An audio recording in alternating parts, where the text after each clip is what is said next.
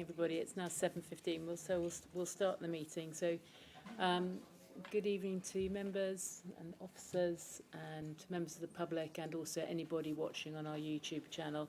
And welcome to our Planning Committee meeting today, 14th of July.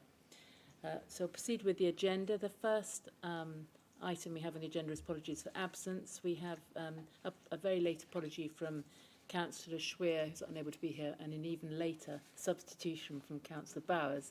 So his name is Councillor Bowers and not Councillor Peter Schweer, so ignore that nameplate. Item 2 on the agenda, declarations of interest. Does any member wish to declare the existence and nature of any disclosable pecuniary interest or other registrable interests related to items on the agenda? Councillor Ritchie. Thank you and good evening, Madam Chair. I'd like to declare an interest in item number 5C, application 2600513, land south of Haping Road, Witham. As a previous portfolio holder for health and communities, I played a pivotal role in formulating the business case and as the original project sponsor. I have absented myself throughout the whole of the planning process, so just for consistency, I will do the same and I'll leave the chamber and I will not take part in the debate or vote. Thank you. Thank you, Councillor Ritchie. Councillor Bowers-Flint. Thank you, Madam Chairman. I would like to declare an interest, and it is actually on 2600675, but it is the public speaker, Mr David Whipps, who I have known for as many years as I've been on this council, I think, because he used to represent this council at planning appeals and done a very good job while he did pre-retirement. So I have not spoken to him for a long while. In fact, I don't think I've seen him since he retired, but I do know him. So I just thought I would declare that. Thank you. I have a similar declaration. I've re-met him tonight for the first time for a long period of time, but I do know him from previous existence. Okay, so obviously both are obviously going to remain and vote. That's fine. Councillor Abbott. As the two members have declared, I'll also declare I know Mr Whipps in similar circumstances. And I'd also like to declare that I have met and objected to 675 Land East of Broad Road, who invited me to see the hedge he's concerned about, which I did do because I thought it was useful to see it firsthand. I didn't express an opinion on the proposal. It was just for information gathering purposes. Thank you, Councillor Abbott. Councillor Bowers. Yes, thank you, Madam Chairman. Just like to declare a non-registrable interest in item 5C, the Witham Community Centre, as the cabinet member responsible for that site and that project. As I've done every time it's come to this committee, I will leave the meeting for that item. Thank you. Thank you, Councillor Bowers. Okay, I see no more hands, so we'll now move on to the next item of the agenda, which item 3, which is minutes of the previous meeting. So I have before me the minutes of the meeting of the Planning Committee held on the 2nd of June. Would you like to... Move, Madam Chairman, it's a true reflection. Sign as correct record. Anybody seconding? Councillor Abbott. Thank you. All those in favour? Sign the minutes. Thank you.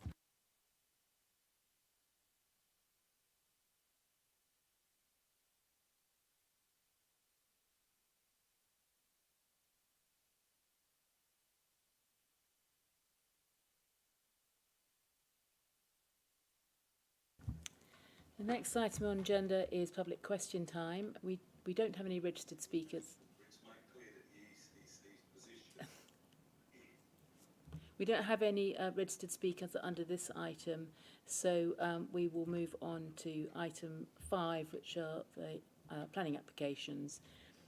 So the first item we're going to consider this evening is application number 26/00518 full. This is site at previous Ernest Doe and Sons Limited, Rain Road, Braintree, and it starts on page 5 of your agenda. We don't have any speakers on this item, so just move straight over to Daniel, who's going to give a presentation. Thank you, Daniel. Thank you, Chair. Good evening, members. This application seeks the change of use to Class ED, indoor sport, recreation, fitness for use as a 24-hour gym and associated works, alterations to the car park and cycle parking and waste storage provision.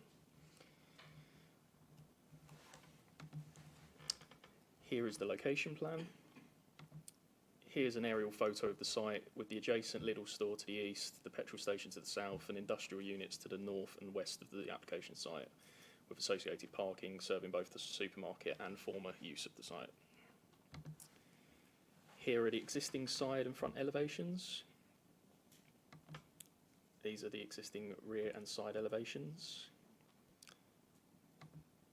Here are the proposed front and side elevations. The most significant change being to the front, the replacement of the existing door with a glazed door as outlined in red. No changes are proposed along the side elevation. Here are the proposed rear and side elevations, which would feature the provision of 5 aircon condensers and a protective barrier to the rear of the unit. In addition, 2 ventilation grills would be located to the side elevation, which would serve the first floor. Here are the existing ground and first floors. Here's the proposed ground floor, which would remain largely open plan to serve the gym areas with associated plant room, staff room, and member zone. The proposed first floor would feature changing rooms, a cleaning cupboard, and a service corridor. Here is the existing car park. Here is the proposed car park, which illustrates the number of vehicle parking spaces that surround the building, with cycle parking located to the site entrance and accessible vehicle parking spaces to the front of the building. This plan also indicates the positioning of street lights, interior lighting and CCTV cameras, which is something that was requested by Essex County Council through their consultation response, Essex Police, sorry.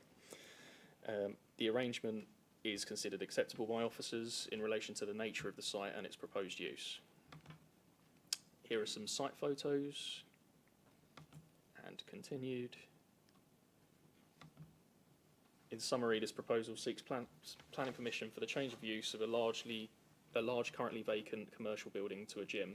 The site is highly sustainable owing to its central location within Braintree. The scheme would utilise a currently vacant unit and provide local employment and associated economic activity to the area. The proposal would require limited external changes to the existing building, and these are not considered harmful in visual amenity terms.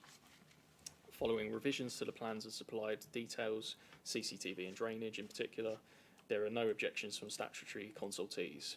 It's recommended that the application is approved in accordance with the approved plans and documents and subject to conditions and reasons as published in the committee report. Thank you. Thank you very much, Daniel. So I'll pass it over to members. Councillor Bowes-Flint. Thank you, Madam Chairman.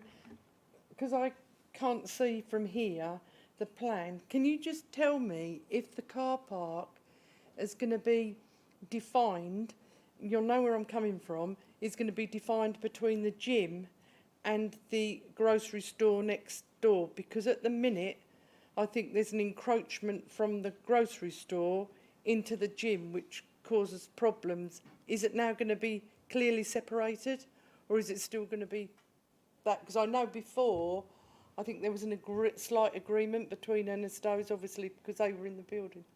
So that may not matter this time. Thank you. Yeah, it's a good point. As you know, obviously the two sites are quite clearly linked. In terms of planning, there's not really anything we can do in terms of restricting the use of vice versa, but the intention is that the parking proposed would just serve the gym, and that the Lidl parking would be associated with the other side. But in terms of that, we don't have it wouldn't be defined in terms of like an access way or something like that only members could get in. It would just be open as it is currently, essentially. Councillor Ritchie. Thank you, Madam Chairman. I think this is a textbook example of a change of use from a commercial building to what is probably a popular and very common use for a gym area of this type and size to serve the residents of Braintree and beyond. I think it ticks all the boxes that we need to be able to side with officers' recommendations for the change of use. Yes, it is 24-hour, but its location will lend itself to the fact that minimal disturbance would be felt by the nearest resident being a fair few metres away. In fact, I think it's across the road is the nearest house, 259 of Rain Road, and it's well shielded by some treatment from the service station and the other buildings that are around it. So I think it's a great use. I think it's good that it adds to the economy as well for Braintree. So there'll be some limited employment for the area too. And I think it will probably be a very well used facility. I wholly support officers' recommendations. Thank you. Thank you, Councillor Ritchie. Councillor Abbott. Thank you, Madam Chairman. Yes, I support the change of use. My only concern is about the 24/7 aspect of it. We haven't been shown any details of the lights, and although it's true there isn't any residential properties immediately adjacent, that and the potential for noise in the night is the thing that concerns me. I think we take too much for granted that it's such an important thing that people be able to sleep properly at night and not be disturbed. There's a lot of rules in planning, such as limiting night flights from Stansted, operations of commercial premises near to residential buildings. So to have this 24/7, whilst I appreciate it's a relatively low-level use in terms of likely noise, is the one thing that makes me slightly nervous in case we are potentially going to cause any issues for people who do live nearby. Thank you, Councillor. In terms of that, we have seek clarification from the applicant in regards to that, and they've provided us some data in terms of other sites that they have with similar uses. And essentially, as you can imagine, that the later evenings, the attendance really does drop off, and that is mentioned in my delegated report as well. And I think it drops down to something like 9% capacity or something any time after 10 p.m, just off the top of my head. In terms of that, as we've noted, there is an element of separation distance. It is kind of a commercial area as well, so it's not the quietest of environments. But it's not considered that the proposed use would generate more noise that would be unacceptable beyond that. And obviously, if that was the case, then environmental health legislation could cover that.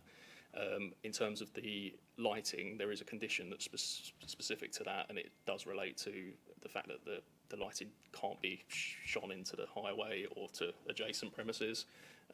So in terms of both those points, I think hopefully we've covered that in our decision.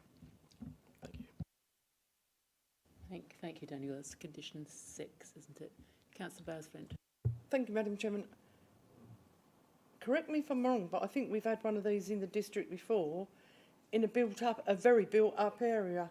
And as far as I'm aware, we didn't get one complaint from it because, as you rightly say, the level of use in the early hours of the morning is pretty small, pretty low. But the opportunity is there for people who work shift work.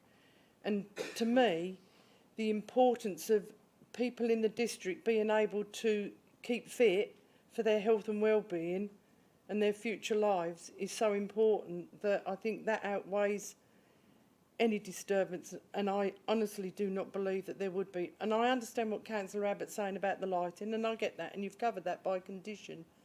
But I think, as we've had one before and never had a complaint about it, and masses of people don't go there after lateness, if you like, after really late hours. So I would welcome it as well, along with Councillor Ritchie, Madam Chairman. Thank you.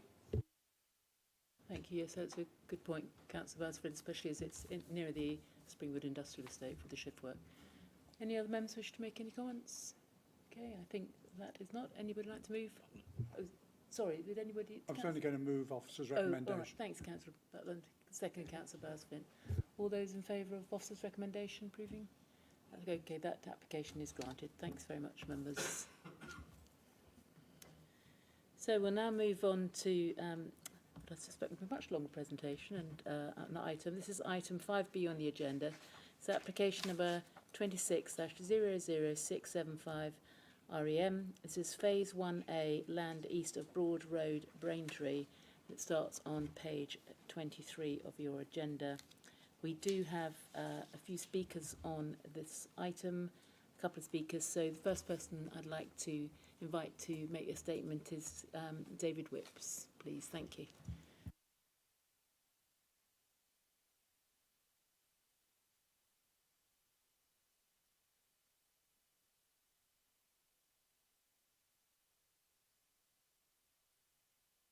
Sorry. Would you like to start again? My apologies. That's okay. It's a long time since I've done this. Do start from the beginning because I it's would, yes, recorded. thank you. Members, I live at 22 Thistley Green Road and my rear garden abuts part of the application site. It was initially proposed to site the dwelling on plot 140 within a metre or so of my rear boundary. This would have been overbearing or oppressive and result in loss of amenity. I'm pleased, therefore, that the developer has reconsidered and the proposed dwelling has been moved away from the boundary. I thank the developer so doing and accordingly do not pursue any objection in respect of siting. Plot 140 is incidentally now plot 138. I'm also pleased that the plans provide for a landscape buffer at the rear of my boundary and also that of 24 Thistley Green Road.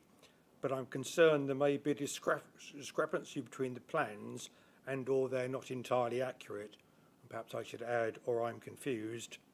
The Landscape Master Plan 12E refers to native hedge and shrub planting being provided, but the more detailed soft landscaping plan 1502 Rev A refers to existing vegetation and hedgerow to be retained. The situation on site is that there is only a hedge along part of the boundary and along part there is nothing or simply brambles. I merely ask therefore that officers look at the proposed conditions and amend them as necessary to make it clear that where there are no existing hedges or shrubs, they are provided as shown on the detailed soft landscaping plan 1502. I would also like to see this landscape buffer provided before the dwelling is occupied. In this regard, condition 12 refers to, and I quote, the approved implementation programme. I've not been able to find this documentation and apologise if I've overlooked it, but if it does exist, hopefully it meets my request to have the landscape buffer established before occupation. If, of course, the implementation programme is non-existent, then the condition is necessary, requiring it to be submitted and approved. That is all I wish to say, Madam. Thank you very much. Thank you very much for allowing me to speak. Thank you very much, Mr. Whipps. That's very clear.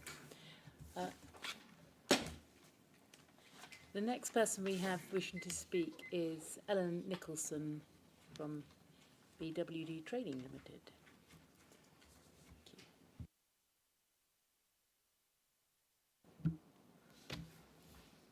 Okay, yeah. Good evening, members, and thank you for the opportunity to speak this evening. My name is Ellen Nicholson. I'm a planning manager at Barratt, David Wilson, Eastern Counties. Our division is Essex-based, and as part of the nation's leading house builder, we are recognised for our commitment to quality, customer service and sustainability.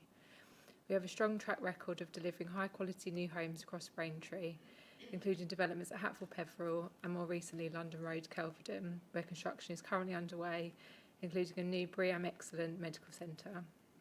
Straits Mill is a local plan allocated site which received outline planning permission in 2021. Following our acquisition of the site in summer 2025, we've worked closely and collaboratively with your officers through a planning performance agreement to bring forward this reserve matters application for the first phase of 300 dwellings. We would like to thank officers for their thorough assessment of the application and fully support the recommendation to approve and/or recommended conditions. We are committed to delivering these homes in a timely manner and have already commenced a discharge of pre-commencement conditions with the aim of starting development this autumn. This first phase will provide 210 market homes, 60 affordable rented homes and 30 shared ownership homes. A wide range of house types will be delivered, including houses, apartments, masonettes and bungalows, ranging from 1 to 5 bedrooms. Development has been designed to be tenure blind, with affordable and market homes integrated throughout the scheme. Importantly, 2 wheelchair accessible affordable rented bungalows will also be provided to meet an identified local need, and Braintree District Council will retain nomination rights for all affordable rented homes. The proposals fully accord with the approved outline parameter plans and design code. Over 2.5 hectares of existing woodland and open space will be retained and enhanced, complemented by significant new areas of public open space, biodiversity improvements and ecological enhancements. This phase will also deliver 371 new trees and new community allotments. The scheme meets all relevant Essex design standards, including parking provision, garden sizes and public open space requirements.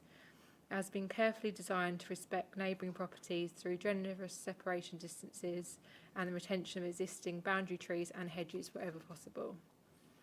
Sustainability sits at the heart of our proposals.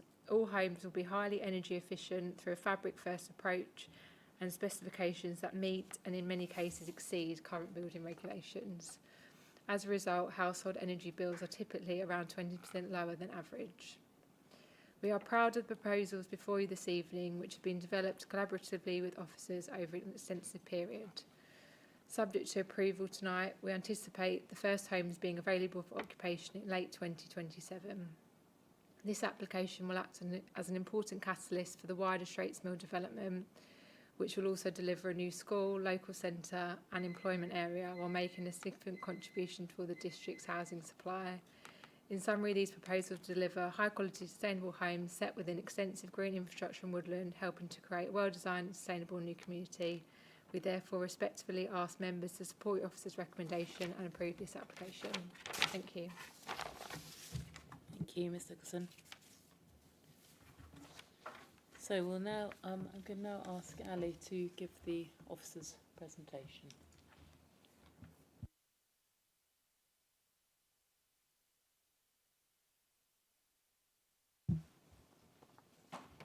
Good evening, Chair. Good evening, members. The application I present to you this evening seeks the approval of reserved matters in respect of appearance, landscape, layout and scale pursuant to the outline planning permission as varied for the construction of 300 residential dwellings, allotments, public open space, recycling facilities, SUDs, internal roads, cycle parking, car parking, landscaping and associated infrastructure for the land at Broad Road, Braintree, also known as Straits Mill.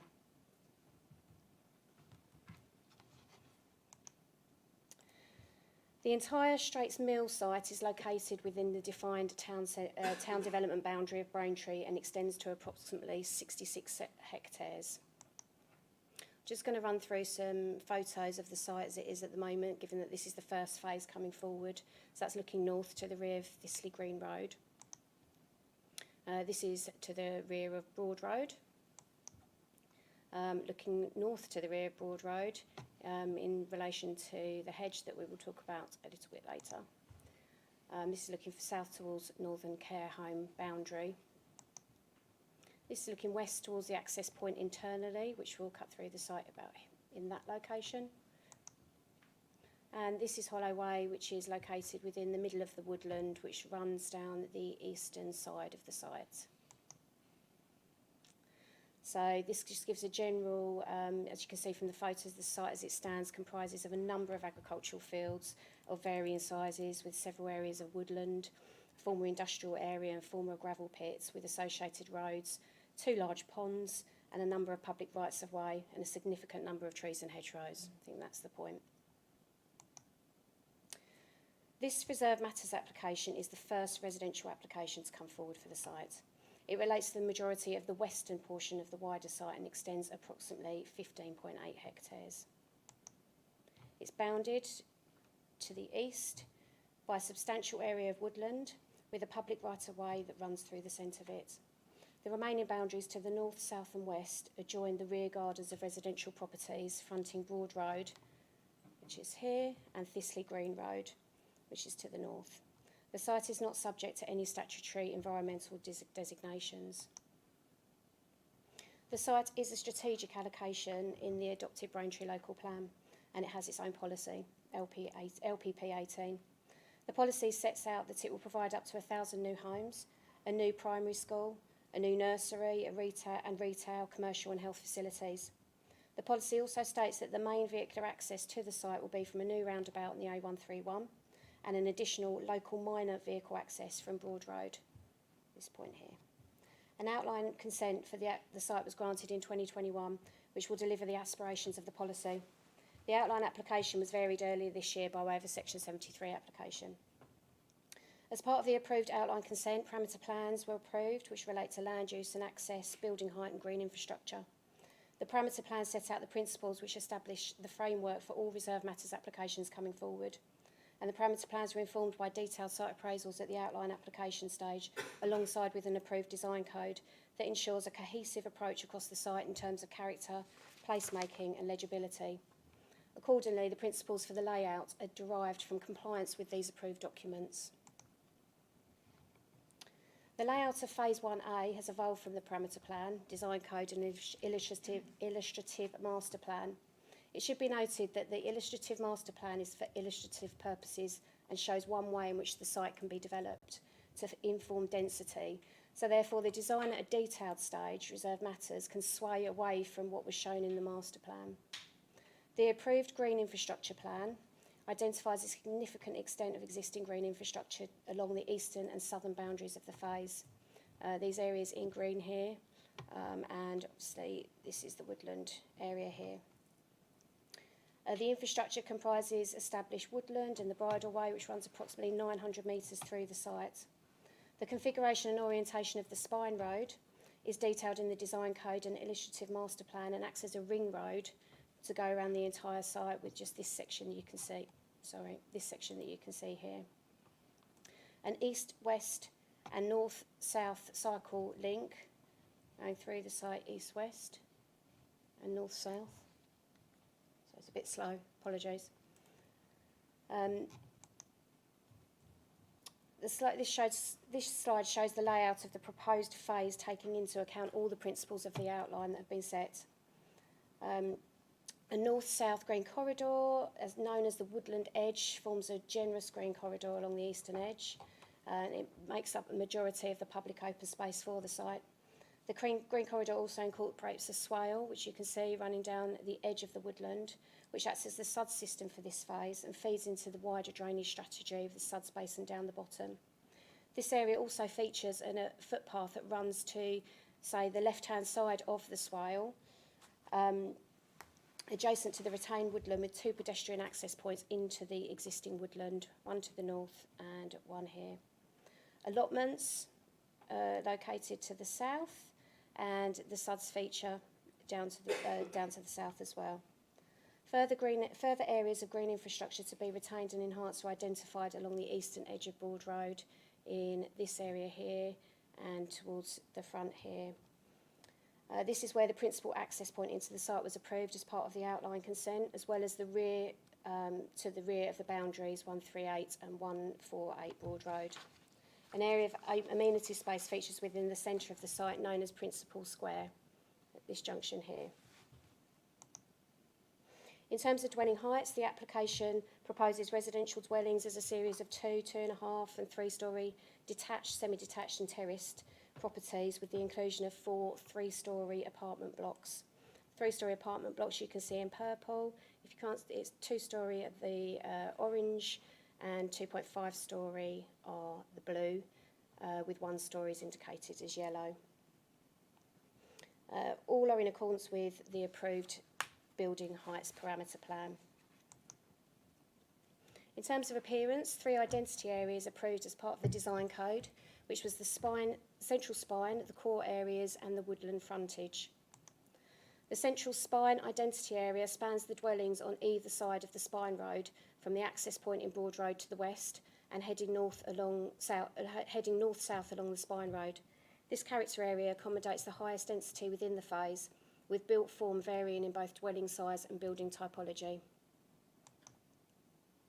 The character area has the highest proportion of 2.5-storey dwellings compared to the remainder of the phase. It also features 4 3-storey apartment blocks. The predominant building typology is apartments with semi-detached and terraced housing, complemented by a smaller number of detached properties ranging in size from 1 to 2 bed apartments, 3-4 bed dwellings with the occasional 5-bed dwelling.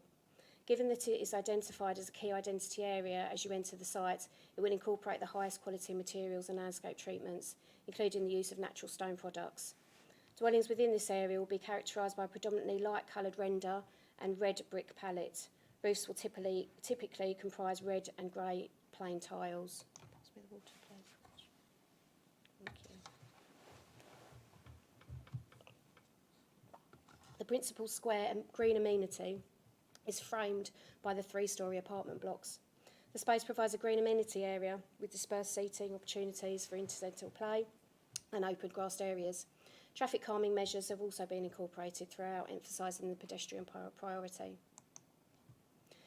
The core identity area is primarily located along the western boundary, fronting existing residential neighbourhoods, and offers a more informal, lower scale development type. The layout follows a largely rectilinear grid punctuated by a number of informal shared surface spaces and streets. The predominant building typology is semi-detached housing, complemented by a smaller number of detached and terraced properties ranging in 1 to 5 bed dwellings. Dwellings within the area will be characterised by predominantly buff and red brick with light coloured render with grey and red roof tiles. The woodland frontage identity area is located along the eastern boundary of the phase and reflects a transition between the resi development and the surrounding open space.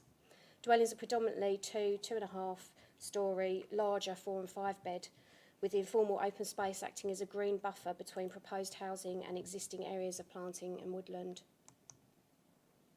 The building materials consist of predominantly red brick with white weatherboarding, or occasionally coloured weatherboarding and red plain roof tiles. In terms of residential quality, all the dwellings have an adequate level of internal and external space. All the dwellings are in accordance with the Essex Design Guide and nationally described space standards in terms of internal and external space standards, amenity provision and separation distances. In terms of refuse and recycling, details have been submitted and are fully assessed to ensure compliance with the Council's new waste requirements and additional number of bins. This includes verification that maximum drag distances are not exceeded, sufficient collection points are provided across the site, and that refuse vehicles are not required to access unadopted roads wherever possible. In addition, each dwelling has been provided with a dedicated bin storage area within the rear garden, capable of accommodating up to 4 bins. There are 6 locations within the site where the drag distances from dwellings to an adoptable highway exceed the recommended standards, which will require BDC waste operatives to enter short sections of unadopted roads. However, this is subject to a Section 106 being entered into to ensure that the Council bears no liability for any damage to private roads. This has been agreed by the applicant.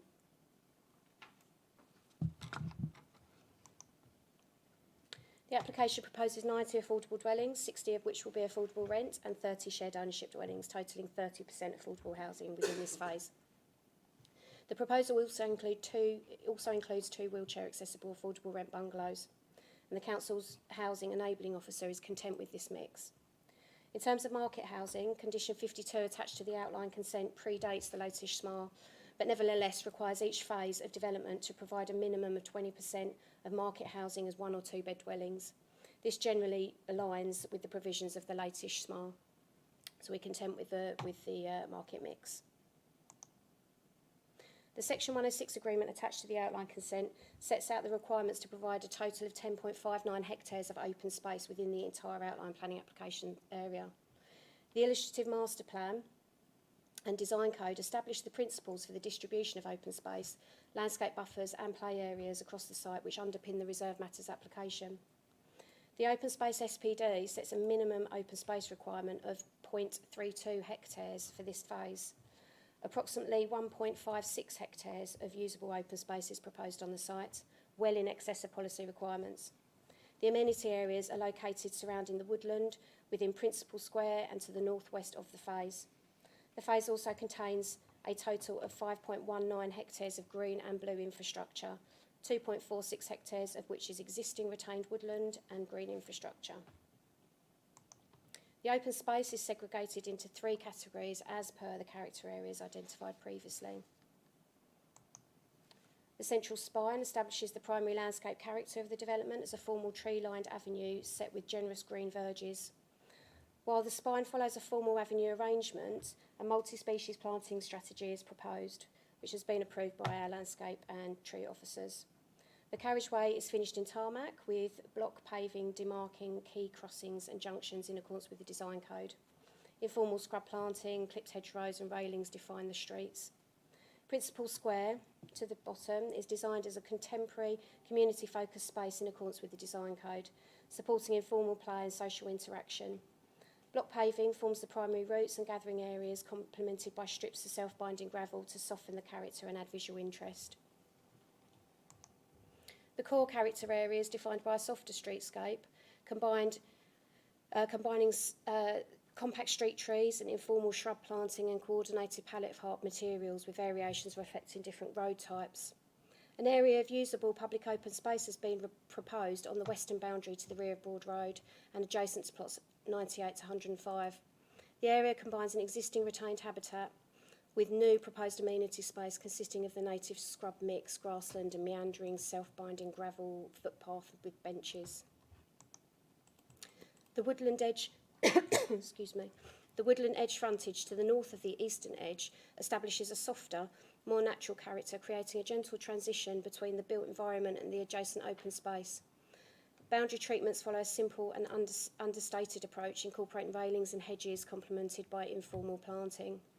The parallel footpath route along the residential edge offers a more accessible and overlooked alternative than the Prow Hollow Way. The woodland edge further to the south between the existing woodland and the residential frontage area forms a green corridor providing both ecological value and a key movement route through the development. An active travel route connects Principal Square to the public right-of-way, which comes through just off the page up here. Sorry, it's just here, which will then link through Hollow Way and through the woodland to the adjacent phases within the outline area. The space also incorporates a planted swale with wetland species. The design code provides limited details on drainage. However, it advocates the delivery of a well-designed SUDS to facilitate the natural management of surface water. The design code also recognises the multifunctional benefits of such systems, including their contribution to landscape character. The swale is designed to form an integral part of the usable open space and will be accessible to users. Its purpose is to complement rather than detract from the wider landscape proposals. However, given the amount of public open space already provided on the site, it should be noted that the swale has not been included in the usable open space calculations as mentioned above. All of the blue infrastructure has been taken out of the usable public open space in terms of the calculations. The feature will function as a dry swale, conveying water only during rainfall events. It will not retain standing water with flows passing downstream, such that the swale returns to a dry state comparable to adjacent grassed areas shortly after rainfall ceases. The design has been carefully developed and refined to achieve the shallowest practical profile. Rather than a uniform depth of approximately 1.5 metres, the swale will vary between 1.5 and 0.7 metres along its length to preserve the overall usability and quality of the open space. And the slide just shows you some of the profiles of what you'll see, or what has been proposed, should I say. The Hollow Way is located within the established linear woodland belt which runs down the east edge of the site, which will largely be retained within the phase. The only exceptions are 3 crossing points, 2 where the spine road passes through the woodland to the north and the south, and a third to enable the continuation of the east-west pedestrian cycle route through the centre of the Hollow Way. There is also a point where a footpath joins into a hollow way at the north of the site, and whilst this was recognised at the outline application stage, there would be some harm, whilst it was recognised at the outline application stage that there would be some harm to the setting of Hollow Way by means of additional crossing points, this harm has been minimised as far as practicable, and the surface footpath within the woodland will remain unchanged and protected. The design code states that where the retained woodland is bisected by the spine road, a special landscape treatment will need to be used to ensure that the woodland character is retained and enhanced. It goes on to state that the road carriageway should be reduced in width as far as practically possible, which can be seen on the bottom picture here, as the road bisects through. This has been achieved by removing the grass verges on either side, and the road surface material has been changed from tarmac to block paving. It has not been possible to further reduce the width of the carriageway or the footway, as both are required to meet adoptable standards by the Highways Authority, and we need the road adopted so that there can be a potential bus route in the future. The design code also makes provision for a wildlife tunnel to be delivered beneath the spine road at the point where it intersects with Hollow Way. This is intended to enable invertebrates and small mammals to move safely along the woodland corridor. This requires further detail coming forward in consultation with the Highway Authority and has been covered to come forward by way of condition. I'll do this. Members will recall that a written update was issued yesterday which provided further information to give further clarity for the tree removal on site. The written update shows that the 104 trees, groups and hedges to be removed to facilitate the development, but also provides information as to whether these removals were permitted at the outline stage and those that were not permitted at the outline stage. The table clarified that out of the 104 tree groups and hedges, 10 of those were not approved at the outline stage. Officers assessed the application based on the arboricultural report and updates submitted by way of the application. The table on the screen pulls out those 10 tree groups and hedges for removal, and the map on the right-hand side shows the areas highlighted in green corresponding to the removals. Since the issuing of the written update yesterday, it's become apparent to officers that 3 areas reported as being approved at the outline stage for removal were in fact not approved and have therefore been included in the table highlighted on the screen in grey. An assessment of the additional areas has been undertaken today. Tree G199 is located to the north of the site. And it wasn't included in the original outline consent for removal, but it is necessary to facilitate the development to the north western corner due to the tree falling within the footprint of the property. The part removal of H207 is also considered necessary. It's just this small bit of green here, as it falls within the road area of the northern plot. However, it's considered that this area here, H209, which will be discussed in further detail shortly, should be partly retained, and an appropriate condition has been recommended to facilitate this, but I'll go on to explain, because it also, the late objection that was received a couple of hours ago, I'll draw on that as well. Overall, the additional tree removal has been assessed in significant detail, and it is considered that the additional trees identified for removal are necessary, not all of the additional trees, to facilitate the development. Officers have liaised with the applicant throughout the application process and retained trees and hedgerows wherever possible. This is a dense phase of the overall proposal and one of the areas which contains the most quantity of trees and hedges, and there will be a net loss of tree canopy cover when compared to the additional trees that are proposed to be planted. Even though that is 371, there will still be an additional net canopy cover loss. Developers and officers are very aware that the additional tree and hedge loss over and above what's already been approved on site is regrettable. And the expectation going forward is that there will be no net loss of tree canopy cover on the site, and additional phases will compensate for the loss of tree canopy cover.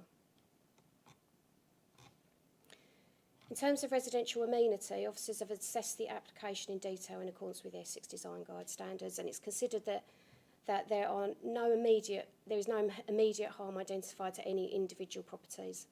The separation distances between habitable room windows of existing and proposed dwellings along Thistley Green Road, Broad Road, Larchwood Care Home and Highfield Style Farm significantly exceed the minimum 25-metre standard. The proposed layout provides acceptable relationships between properties and ensures that no undue overlooking or loss of privacy would arise. Furthermore, with rear fences, the prospect of overlooking into rear gardens is considered minimal. It's acknowledged by officers that the development of the site will result in a significant change to current outlook.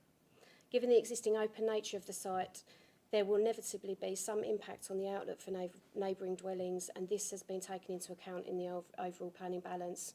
However, the principle of development has already been established and therefore is not subject to further consideration.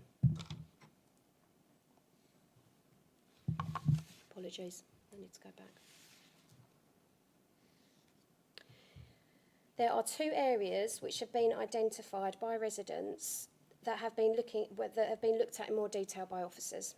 The first one being the location of the dwelling located to the rear of 22 Thistley Green Road, whereby the occupier, Mr Whipps, has addressed the committee this evening. Officers requested that the developers move the plot 138 away from the rear boundary of Mr Whipps' property, and it was firstly not within the spirit of the master plan, and secondly was unnecessarily close to the boundary. A simple reorientation and retention of the existing hedge along the boundary of the plot would result in a better relationship between 22 Thistley Green Road and the proposed plot. This amendment was undertaken and is now considered a better relationship. Members will recall in the written update that a further condition was recommended to enable details of the boundary treatment which ensures the continued retention and protection of the existing hedge H188, which sits to the rear of 22 and 24 Thistley Green. However, the condition does not include supplementary planting of the existing hedge, which by the sounds of the concerns raised by Mr Whip this evening is necessary for a sufficient boundary to be fruitful. The condition recommended within the updated report yesterday has therefore been refined to include supplementary planting within the existing hedgerow. It's considered that this takes Mr Whip's concerns into consideration. For management and maintenance reasons, the hedge will need to be included within management company land to ensure its retention. And for this reason, the plan identifying the areas to be maintained in the list of approved documents will also need to be removed and will subsequently be included within the Section 106 open space document. Just looking further at that condition that I have recommended and following on from Mr Whips's concerns, I have noticed that it doesn't say prior to the occupation. So I think maybe that's something that needs to be recommended, that is slightly adapted again to include the occupation element that Mr Whips was discussing.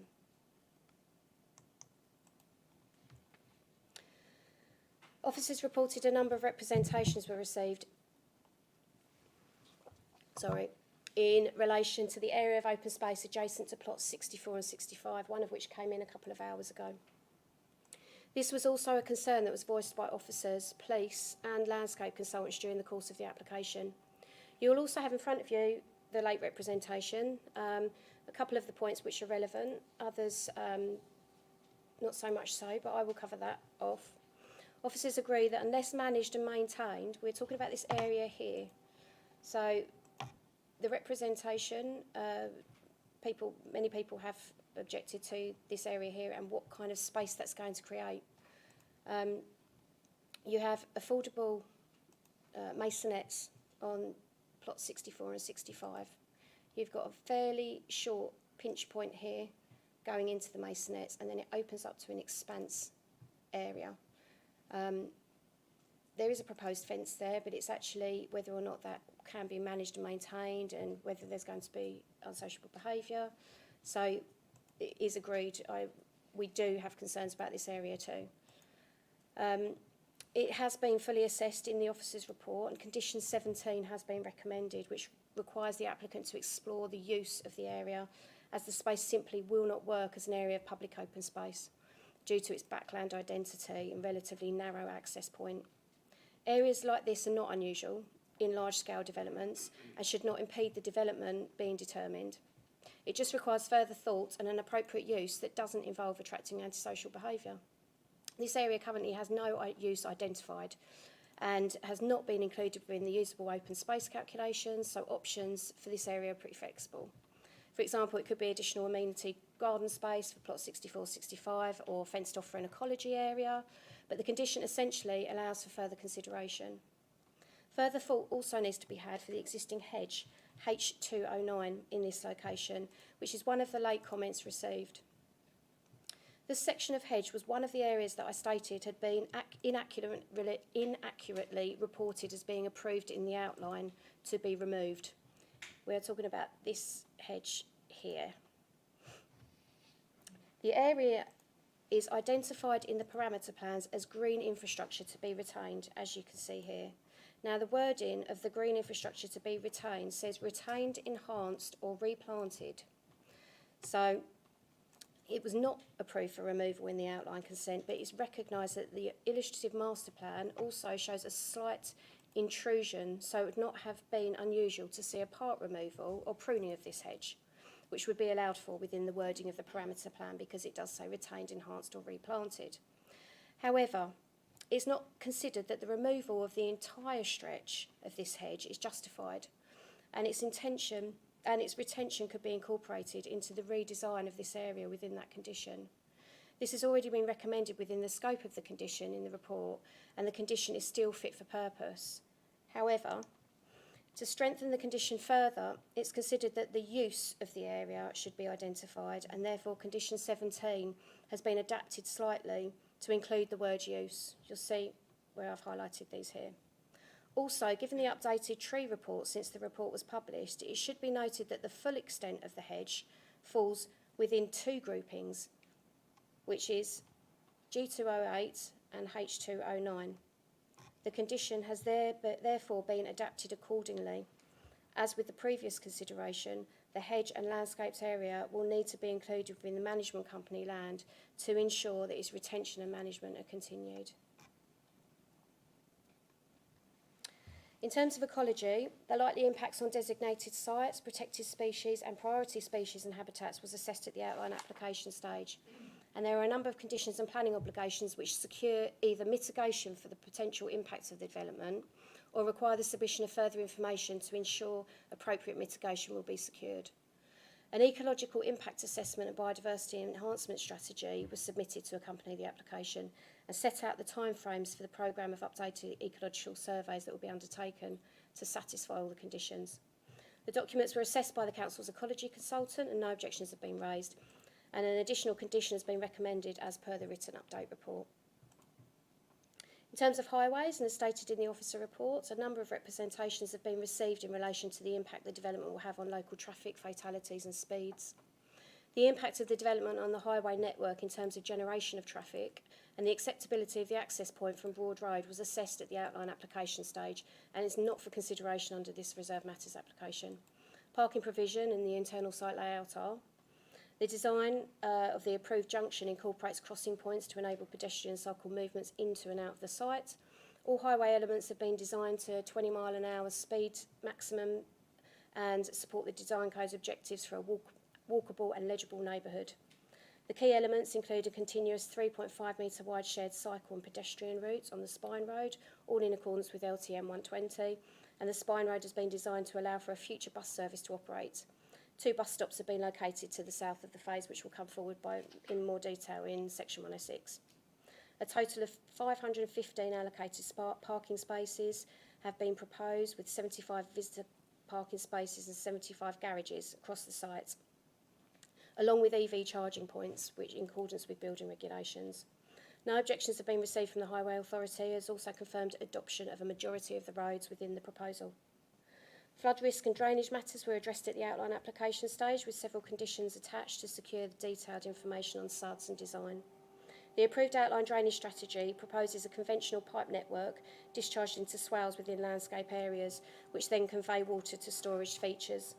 The Phase 1A proposals are consistent with this strategy, although detailed drainage design will be considered separately through the relevant conditions. The application includes detailed drainage strategy plans and has been no objection has been raised from the lead local flood authority. Further details are required in terms of lighting in accordance with the outline conditions. This will ensure the further details from the recommended conditions on this application will be taken into consideration, particularly in relation to the conflict between landscaping and trees.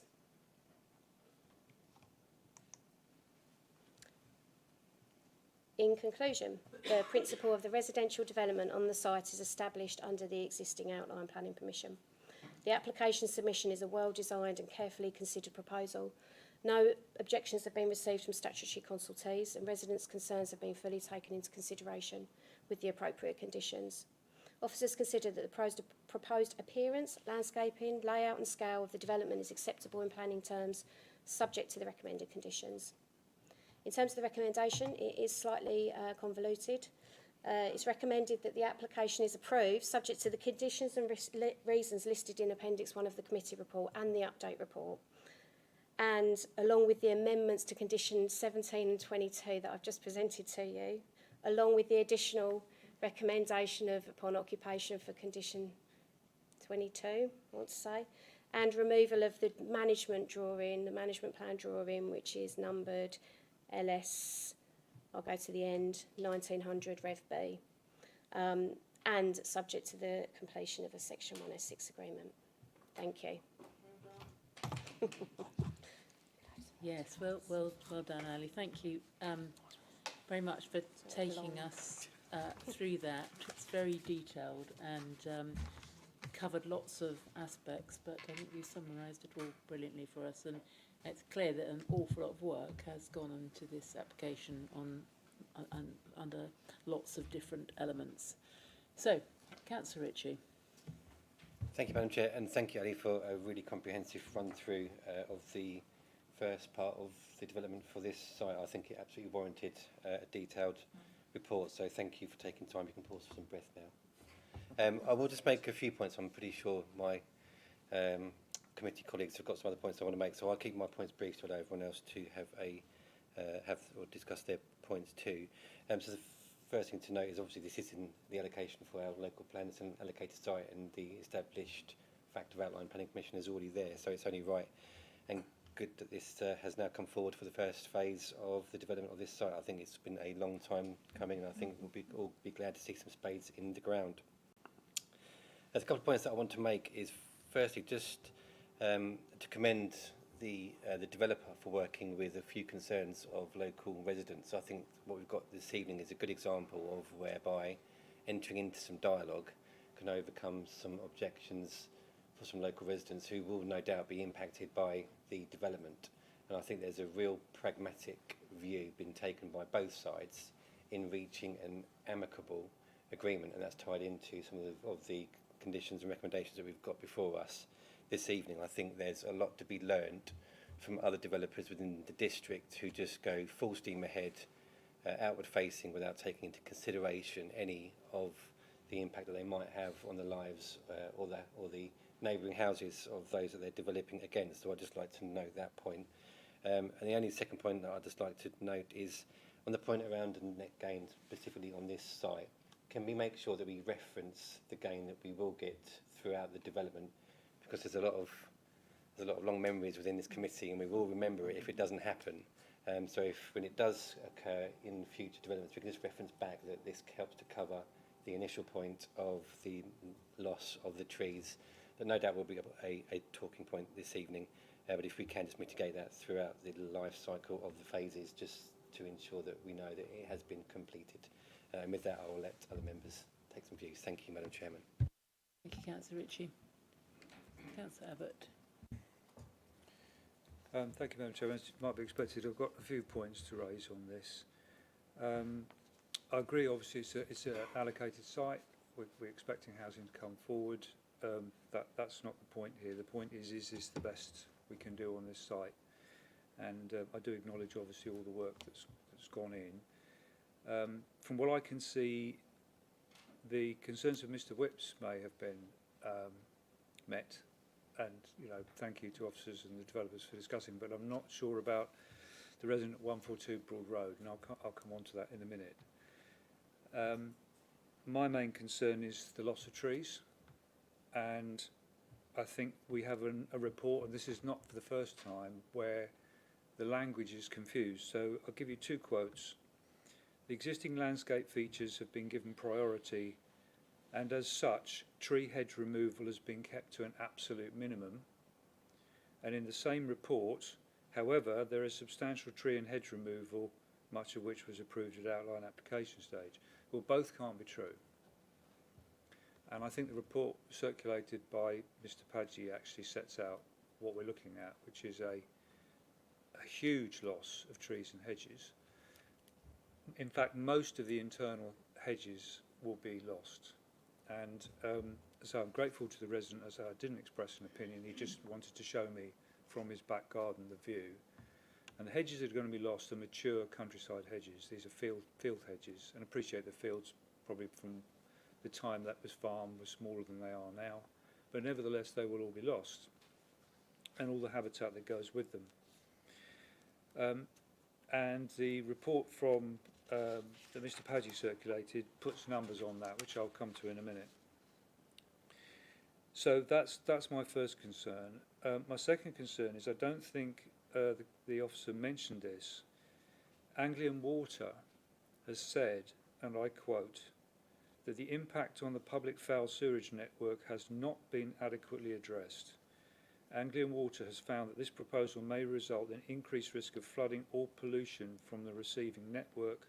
The proposed foul water drainage strategy does not align with the agreed strategy with Anglian Water. Now, I appreciate we have this pass the parcel thing where we expect Anglian Water to connect, and Anglian Water or any other sewage provider are expected to do their duty and provide the capacity. However, that's what they're saying. They're saying they're not satisfied.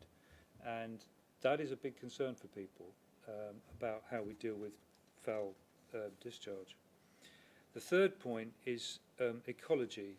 The national planning policies make it absolutely clear that we should not be granting consent for applications until we understand the impacts on protected species and can either protect them in situ or mitigate for them.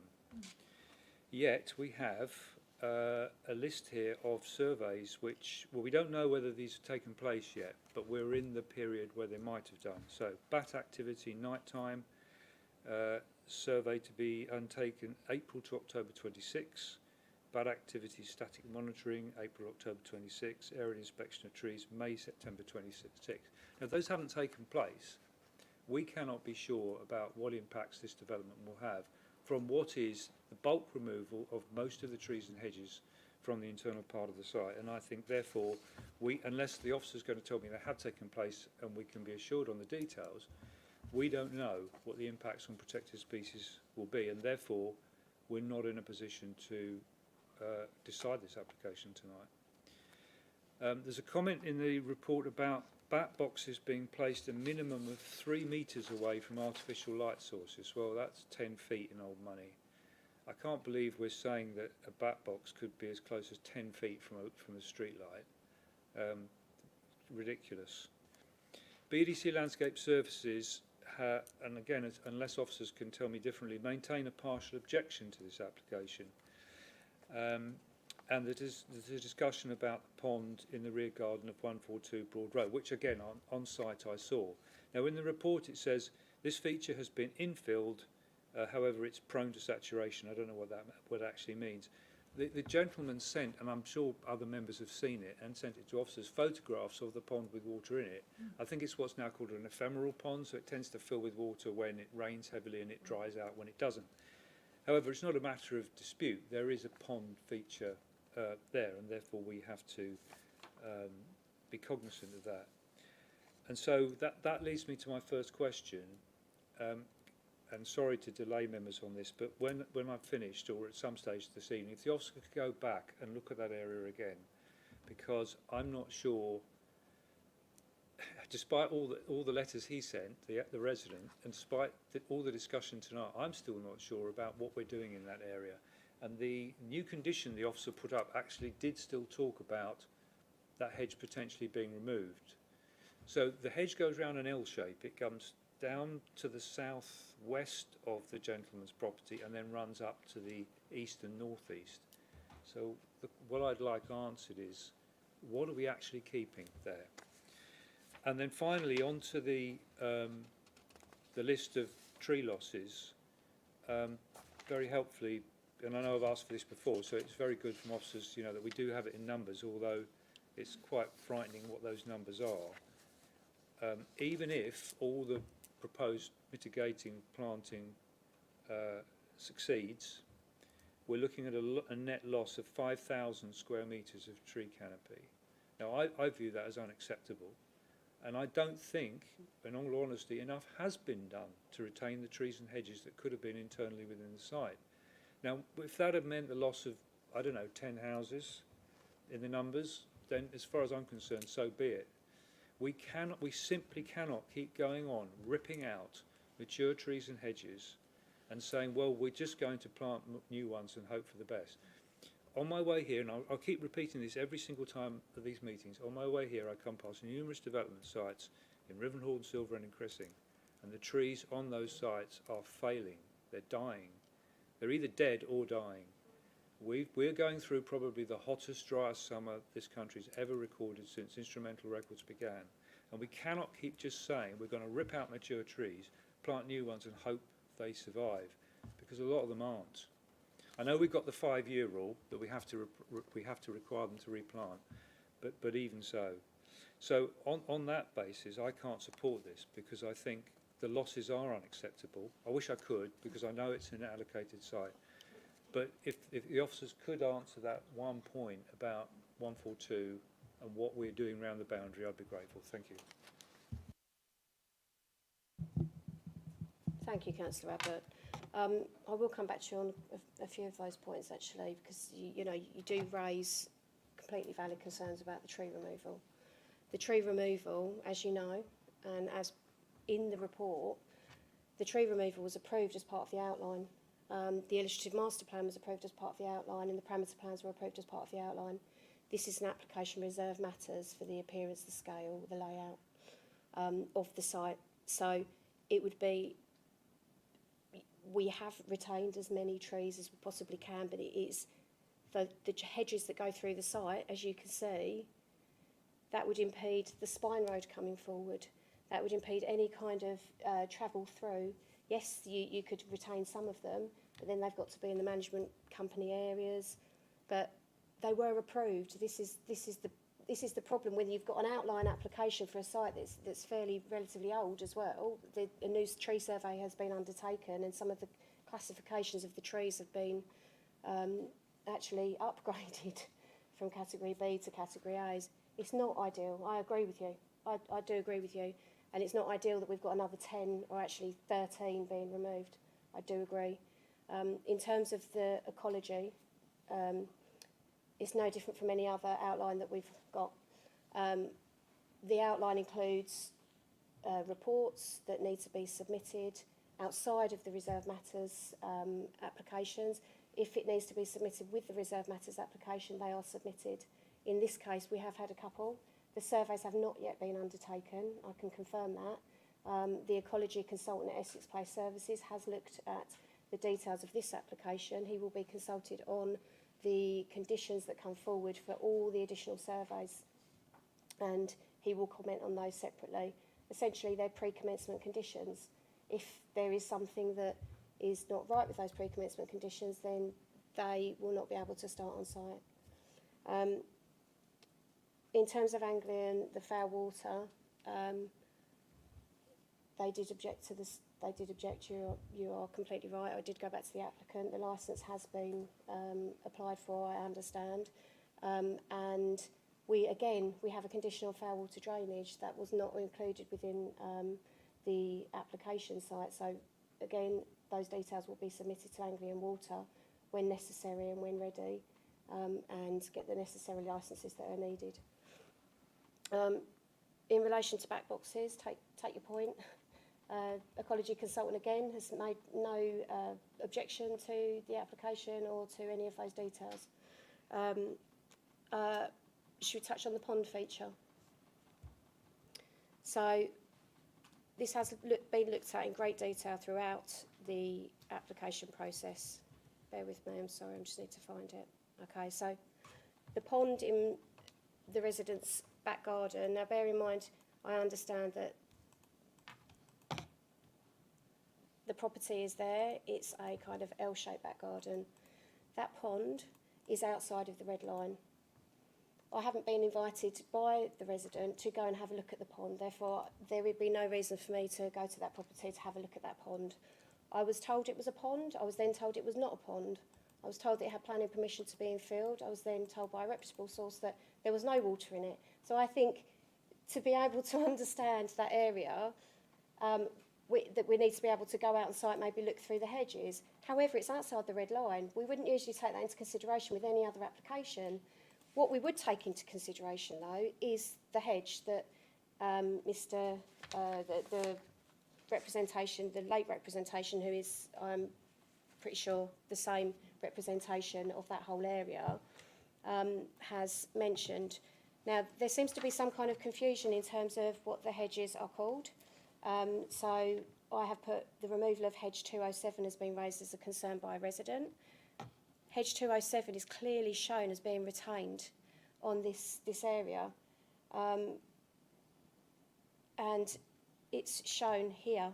There is a very small area of hedge 207 just there to be retained. But I think what the member of the public is referring to is this hedge here, which is H209, because that's the only logical hedge that I can think of that is being looked at as being removed in that area. And this is the area that has got a condition attached for the whole area to be looked at in terms of the use, in terms of the retention of the hedge, yes, there could possibly, there will be, I have to be honest, there will be some removal of or some pruning of the hedge at this pinch point here.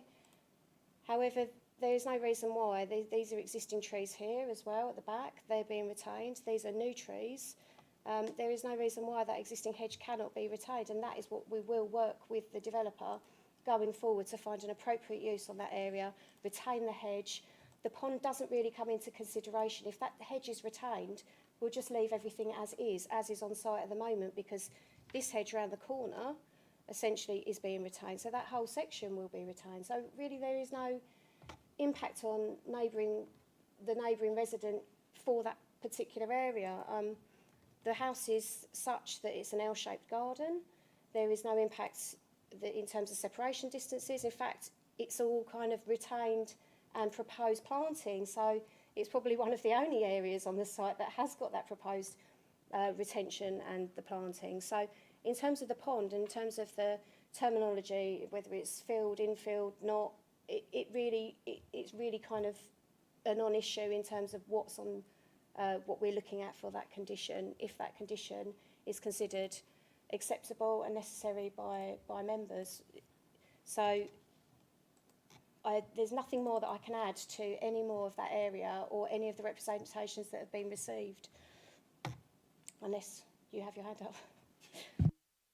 Are you asking a question on this very point? So I just wanted to reiterate for clarity on the record. So the hedge running north is definitely staying? This here, this green one on my... Yeah. Yes. Okay. And that's there. Can you see that? Yeah. H207. No, I just wanted for the record, because there has been a lot of correspondence on this. The hedge on the southern side is the bit that's up for discussion with the developer. This is up for discussion. Sorry. Yeah. For clarity, it is a very small area of that hedge. Can you see that there? That is a very small area of hedge H207, which is referred to in the representation. Very small area, but that doesn't abut the boundary. It doesn't abut the residence boundary there. Where the road's going. That's where the road's going. And this whole section here, which you can see is hashed in red, that is the area that is going to be looked at for retention, possible pruning in some pinch points. But the emphasis in discussions is going to be to try and retain it. Absolutely. Yeah. Okay. And I've particularly put that in a condition, proposals for the retention and protection of hedge H209, G208, because they do merge into one. It's just that second line that worries me. Full details of its removal is in the condition. Where does it say that, sorry? Underneath the number 209. Or where retention is not feasible, full details of its removal and replacement planting. So areas where it has to be removed, which might be on the pinch point, we need full details to include any replacement planting in that area. Maybe we could adapt the condition to make that clear. Yeah, so here's the pinch point here. Now, I mean, maybe that wording could be made a little bit clearer to that the removal is where it's unavoidable or something like that. I'm just thinking to give, because I appreciate that there is a building which comes quite close, isn't there? That's going to be the issue. Yeah. Okay. And then the only third point I would put on the record is, having seen it and also photographs being sent round, there clearly is an ephemeral pond there. I don't think it's a matter of debate. So again, just for the record, it is there. But thank you very, very much. Chris is just going to come in here.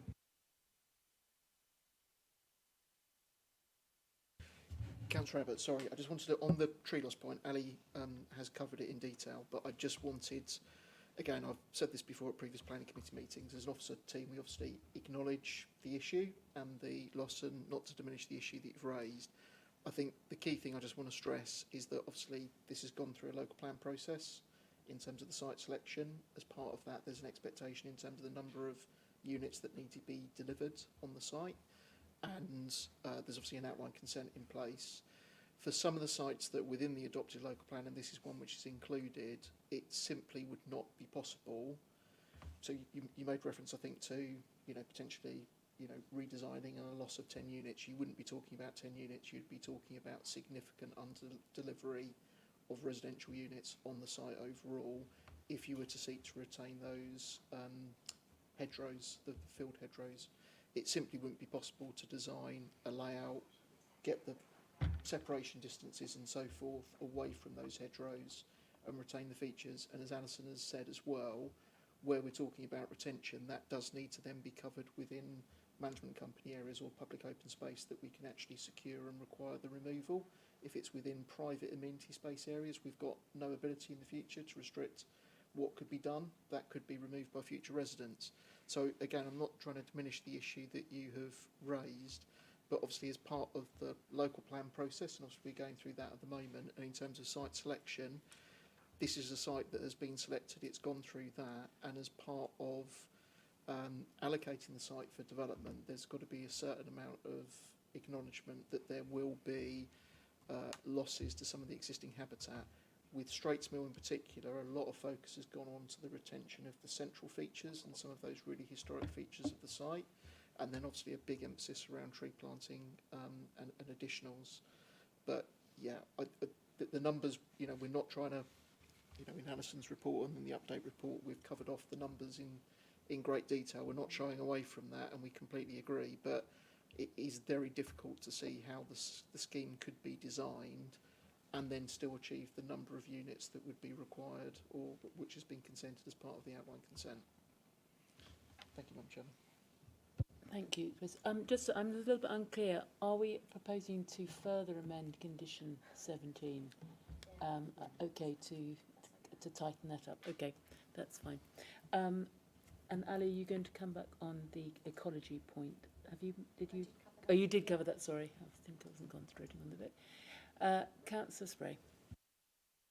Thank you very much, Chairman. And I'd just like to start by echoing comments of Councillor Ritchie at the start, which is how pleased I think we are to see this application come forward. I think the committee gave permission for it 5 years ago, so it is really good to see that something is happening.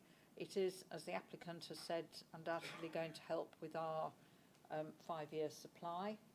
And there will also, as it evolves, it will bring forward some really significant infrastructure with it, from highways, schools, retail, and so on. It's, you know, it is a really significant development for us in this district. Also, I think Ali's report tonight is absolutely excellent, and I know there's been a lot of work, awful lot of work gone into this, and I thank her very much for that.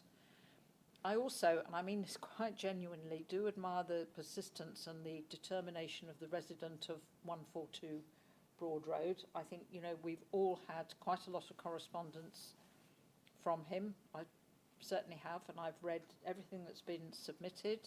And yes, I do admire his determination in that respect. But I also feel, having read the responses he's received from officers and listened to what Ali has said tonight, I do feel that his concerns have been addressed appropriately. I think he's received answers to his questions. I appreciate he may not agree with all of those answers, but I do think they have been addressed. I think one of his later representations, I can't remember whether it was one today or yesterday, was actually to a landscape officer asking for TPOs to be put on certain trees on site, and he received a very, I think, a very polite and very comprehensive answer from the landscape officer to that point that he made. The loss of trees, yeah, it's hard to take, and I don't think any of us disagree with that, but my understanding is that this development, which has been through considerable consultation phases and also an outline approval, that the development, it can't go ahead with regards to the access and the spine roads if, you know, if certain trees are retained. It simply can't. And it does have outline approval. It's, yep, as Chris has just said, it went through the local plan process. So, you know, I don't disagree that that the loss of trees is large, but there is ultimately a net gain, is my understanding. And as I say, it's been through a lot of consultation phases. Overall, I think it's good. I like the mix of designs and the brickwork and so on that's being used. The colours, I think that's good. And you know, I look forward to this. If this gets approval this evening, I look forward to the next stages coming through and seeing this develop, because I just think it's an absolutely key site for this district. Thank you, Chairman. Thank you, Councillor Spray. Councillor Finken. Yes, I support what Councillor Spray and Councillor Ritchie have said. I think it's, on balance, it's a very good development. Just one minor point. Principal Square is spelt in different ways in different parts of the document. I'm sorry if you were thinking that nobody would notice. I'm sorry to raise it, but I assume it should be Principal and not Principal with LE on the end. In one place it does say Principal with LE on the end, but in all the other places it says Principal. It says, so in one place it says Principal with LE on the end. No, the wrong way around actually. Anyway, it should be Principal. Okay. Thank you, Councillor Finken. If that's the only thing you can say about the report, I'm very pleased. Absolutely. Everything else is absolutely perfect. Yes. Probably end up being called something completely different. Councillor Beavis. Thank you, Chairman, and thank you, Alison, for the report as well. And I think you have delivered a very comprehensive report this evening. I have to say, as a member though, and understanding the local plan process to a certain extent and appreciating that we are where we are, it doesn't mean that we do have to like it. And in some respects, I was born literally just round the corner really, so it's kind of in my patch. and I do, I mean, I'm a tree lover, I'm a huge gardener, and I just find it absolutely devastating, really. And I also find that I just think generally we're missing a trick, and I think if I was that landowner, I would like to know a bit more about what you're doing with the trees you're going to remove. For example, I'm sure most of those people that buy houses on there are going to order tons and tons and tons of bark to put down in their gardens. And to me, it just doesn't make sense. And, you know, one travels around Europe, as we all do, I'm sure, on holidays and things, and we see such sustainability. And I'm really sorry to sound so negative about this, and I get it, I absolutely get it. But I just think it's absolutely devastating that we're going to chop all these trees down, we're going to replant some others, which I'm sure, and I'm sure other members have gone round, local sites around here. There isn't any tree management, despite what we're looking at in these applications. Developers aren't watering plants and trees are dying. And I just feel that it's been a bit still, I know the length of time it's taken, but still a bit pushed through this evening, and I don't actually feel we're all entirely comfortable with it.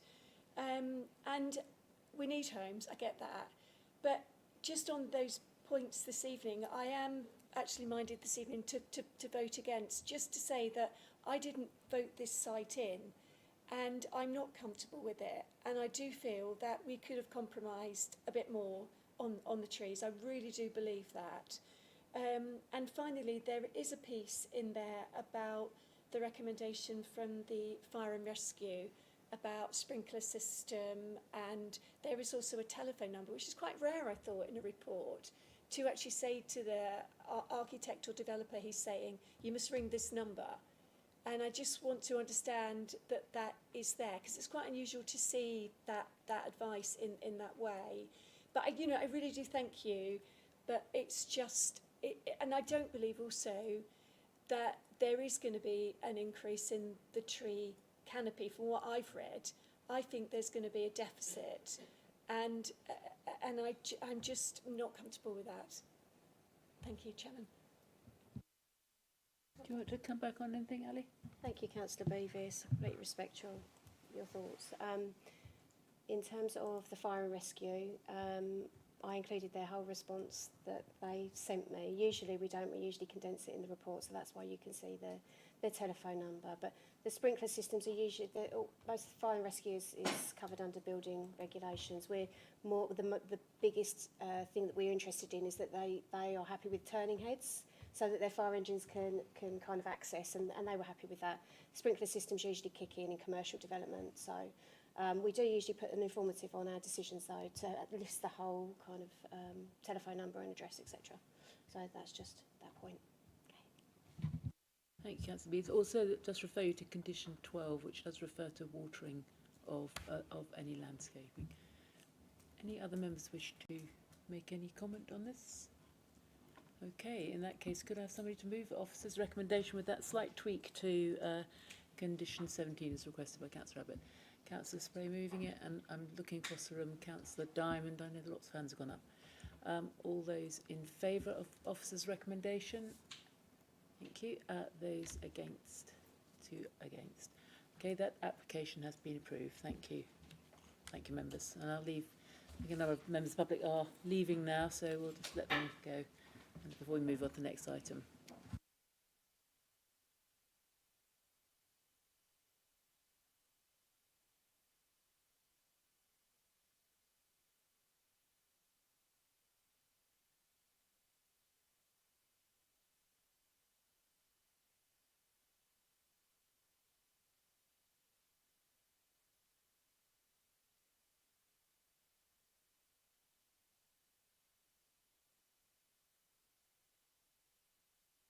Okay, members, we are now moving on to our next item, which is item 5C on the agenda.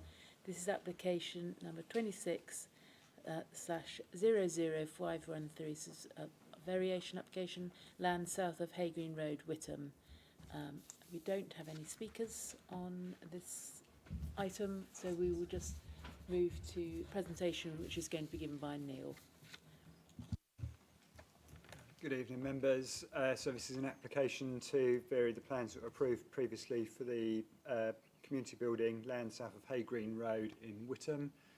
So as you can see in the description development, there's a couple of different elements which we're being asked to approve.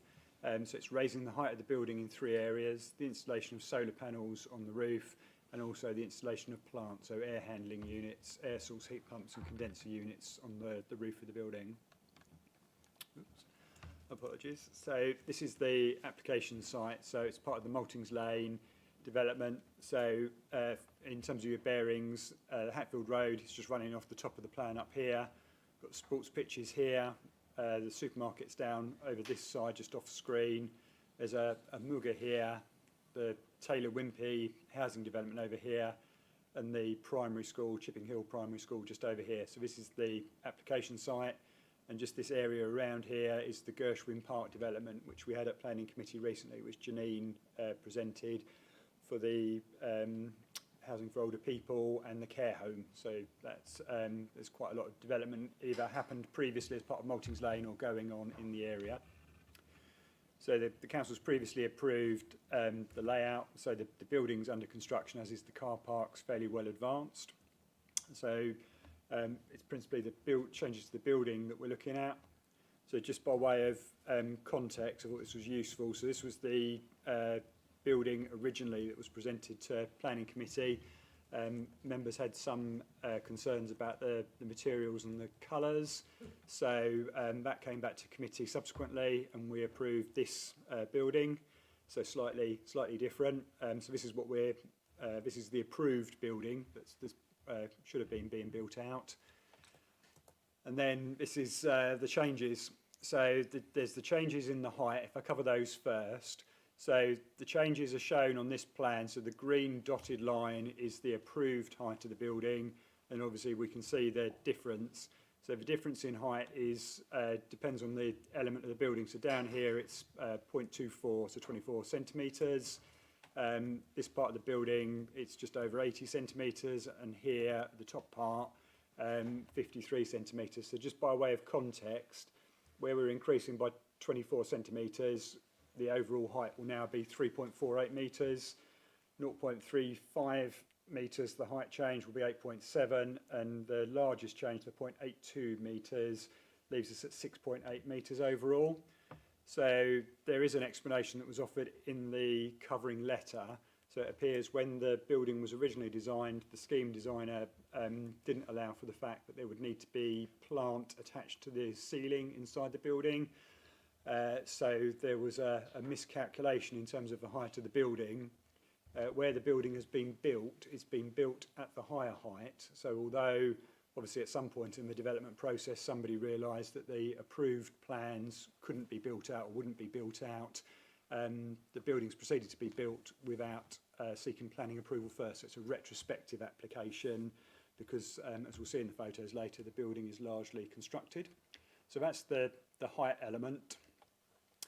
And then just in terms of the elevations, this shows the addition of the solar panels. So you can see panels on the various elements, not all elements of the roof, but on 3 elements of the roof. So up the top there and on the side on this elevation.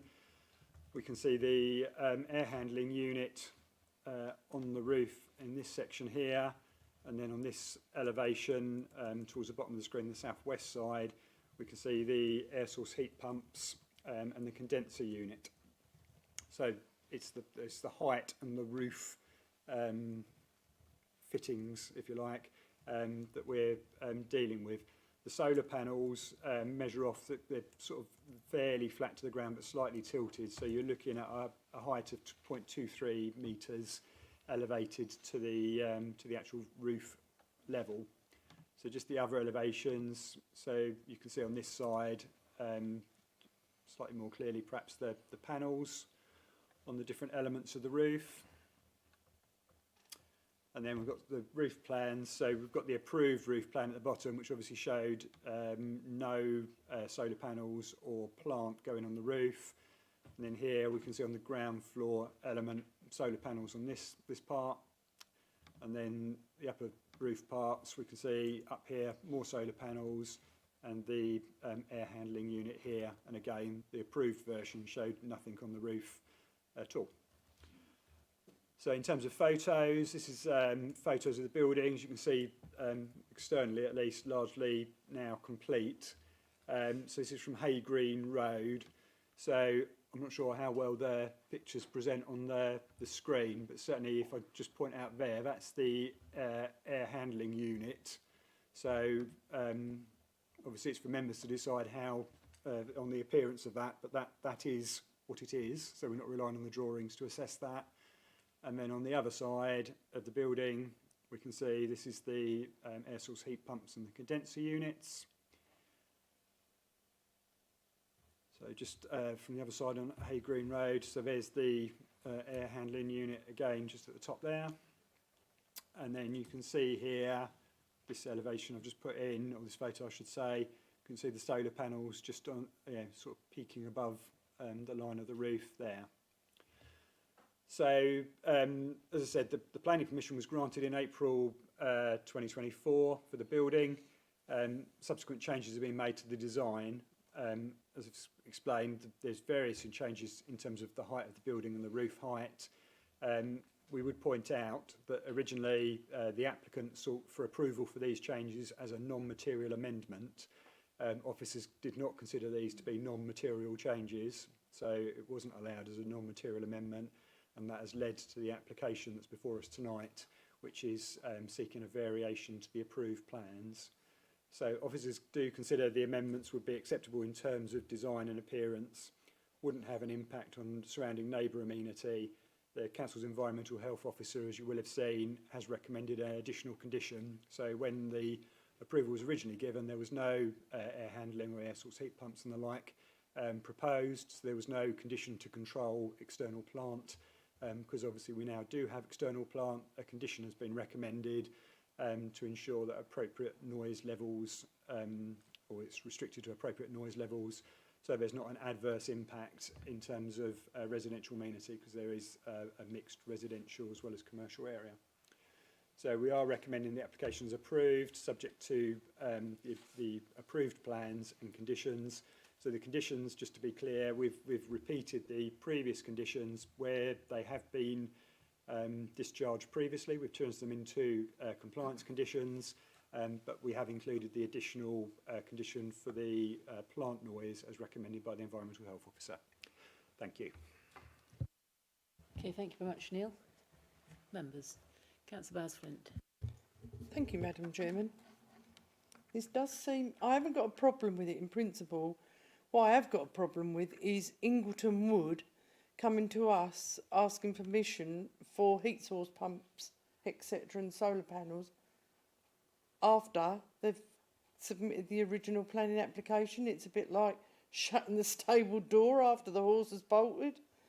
So, whilst in principle I haven't got a problem, the name Ingleton Wood will stick in my head never to use them for anything, because if that's the kind of thing, the way they work, then I wouldn't recommend them to anybody, because that's your bread and butter, what has come in front of us tonight, being asked to approve.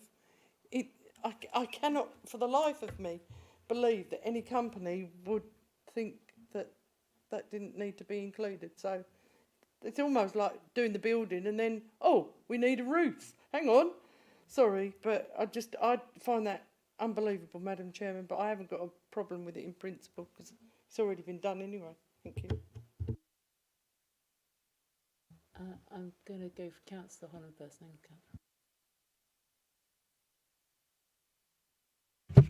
Thank you, Madam Chair. As one of those people who originally expressed a certain distaste for what I regard as inappropriate colouring on a building back in the day, why would I have taken that position back then? Because I want this community to have a building which is attractive and sits well in its place. And I don't want to sound like I'm arguing with Neil tonight, but this is a truly lamentable error, and a really big one, as Councillor Bowes-Flint has already pointed out. And there were different ways of solving it. And given that this council had already taken a decision and got the original plans amended on aesthetic grounds, you'd imagine that it would have registered that aesthetics in this building are important. Now, I can tell you this, I'm not going to get in the way of getting this building delivered. So this is just an issue of principle for future reference as far as I'm concerned.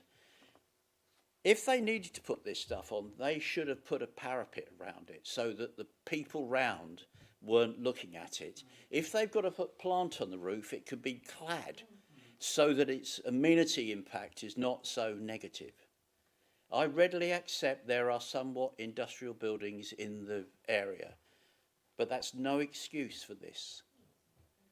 And so I find myself in a position where I want the people of Witham to have this facility as soon as it can be made available to them. But by goodness, I lament the fact that any sense of presenting something where the amenity, the visual amenity of for non-users and the local neighbourhood seems to have been forgotten by the people that this authority was paying to get it right. And so I find myself perhaps not using the same words, but with enormous sympathy for the position of Councillor Bowes-Flint. All of that said, I will be supporting officer recommendation because this needs to be finished and ready for use by the people of Witham. Thank you. Thank you, Councillor Holland. Councillor Abbott. Thank you.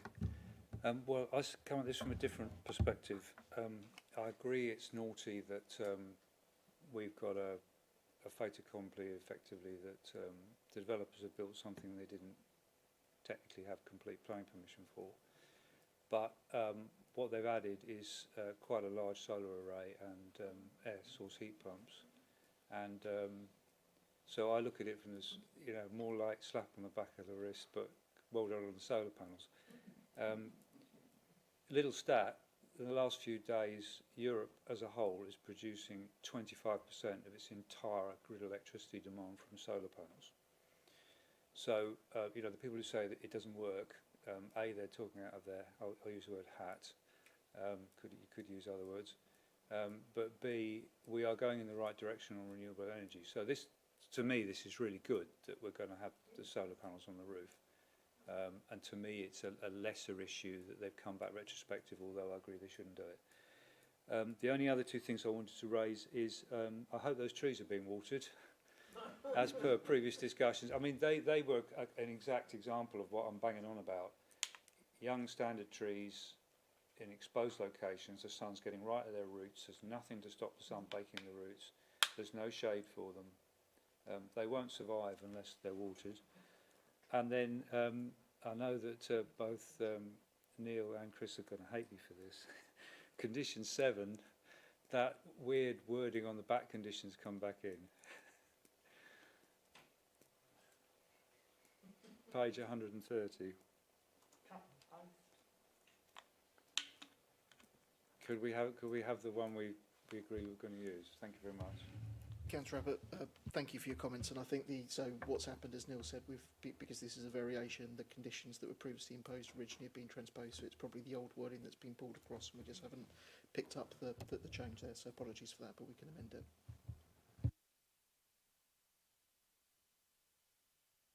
Neil, yes. Yeah, just to come back on those points, I did notice the trees, Councillor Abbott, and there is some mulch that's down, but I couldn't see whether there was any watering going on, but I will certainly feed the comment back to the team that's responsible for managing the development, because that was my thought, so I'm not at all surprised you picked that up. I think the comments that have been made this morning, this evening, I think we have to deal with the planning merits of what's proposed. I think members may well have other questions to ask of other parts of the council with regards to how the situation has arisen, how it got to the point where we're having to seek retrospective permission for this, but that's not a planning matter. But I think members have clearly expressed a view and will probably pursue that through other avenues within the council. But on the planning merits, I think Councillor Abbott's absolutely right. As officers, we would always encourage solar panel use, the use of air source heat pumps and the like, but we always encourage them at the outset so they can be designed in appropriately. I think the issue is here, without any doubt, it's a good addition in terms of the principle of them. It's the way that which they've been done, and I think it's not uncommon. The way I would view it, or have viewed it, is it's not uncommon on commercial buildings that have been upgraded to see this sort of additions to the roof. So I think that's where the officer who wrote the report was saying it's not unexpected to see on this type of building. I think our point also, though, is it could actually be, as it was a purpose-built building, have been designed better had it been done at the right time and with the involvement of planning. Because if we'd been asked about this before they'd been put on, we would have had the opportunity to actually perhaps influence or lead the design in a slightly different direction. But that said, we are where we are. We never like giving retrospective permission. I know members always say it whenever we have an application for retrospective permission, but I think overall we're obviously recommending approval on the basis that we don't think there's harm there that would warrant refusal on this occasion, notwithstanding the comments. So hopefully that's helpful. But I'll certainly feed back comments that we've received this evening, and I'll certainly pick up the watering point so that we're not having to replace trees next year that have not made it through the year. That's Holland. Thank you, Madam Chair. There's an issue that's been raised now, and I don't wish to be argumentative because I sit here as someone, I'm beating Europe because for a couple of months at home, we're not buying electricity. We're paying a day rate, but we're generating our own off the roof and storing it. So I'm a committed fan of using renewables because I'm convinced by the economic argument personally, above, beyond all other principled issues, which I agree with. Here's the problem though. We as a planning authority must not allow a situation where the rightness of renewable energy trumps the rules and regulations of the planning system. It's not, just because it was renewable energy was not an excuse. It should have been done properly. And so whilst I agree with the sentiment of Councillor Abbott's point, to some extent, I do think it's very dangerous if we set a precedent where we say, oh, well, you know, we're going to be more flexible just because it's renewable energy. We should get it right. And this should have come as a before the Act to this authority, and perhaps a somewhat better outcome could have been achieved. But we are where we are. I just think it's important to make sure that we understand that we need the planning system to work to deliver the best outcomes in all respects. Thank you, Madam Chair. Thank you, Councillor Holland. Did anybody else like to comment? Or are you going to move? I was just going to move it, Madam Chairman. Thank you. Seconded. All those in favour of officer's recommendation? Okay, that is granted. Thank you, members. So if anybody would like to recall Councillor Ritchie and Councillor Bowers for the final application.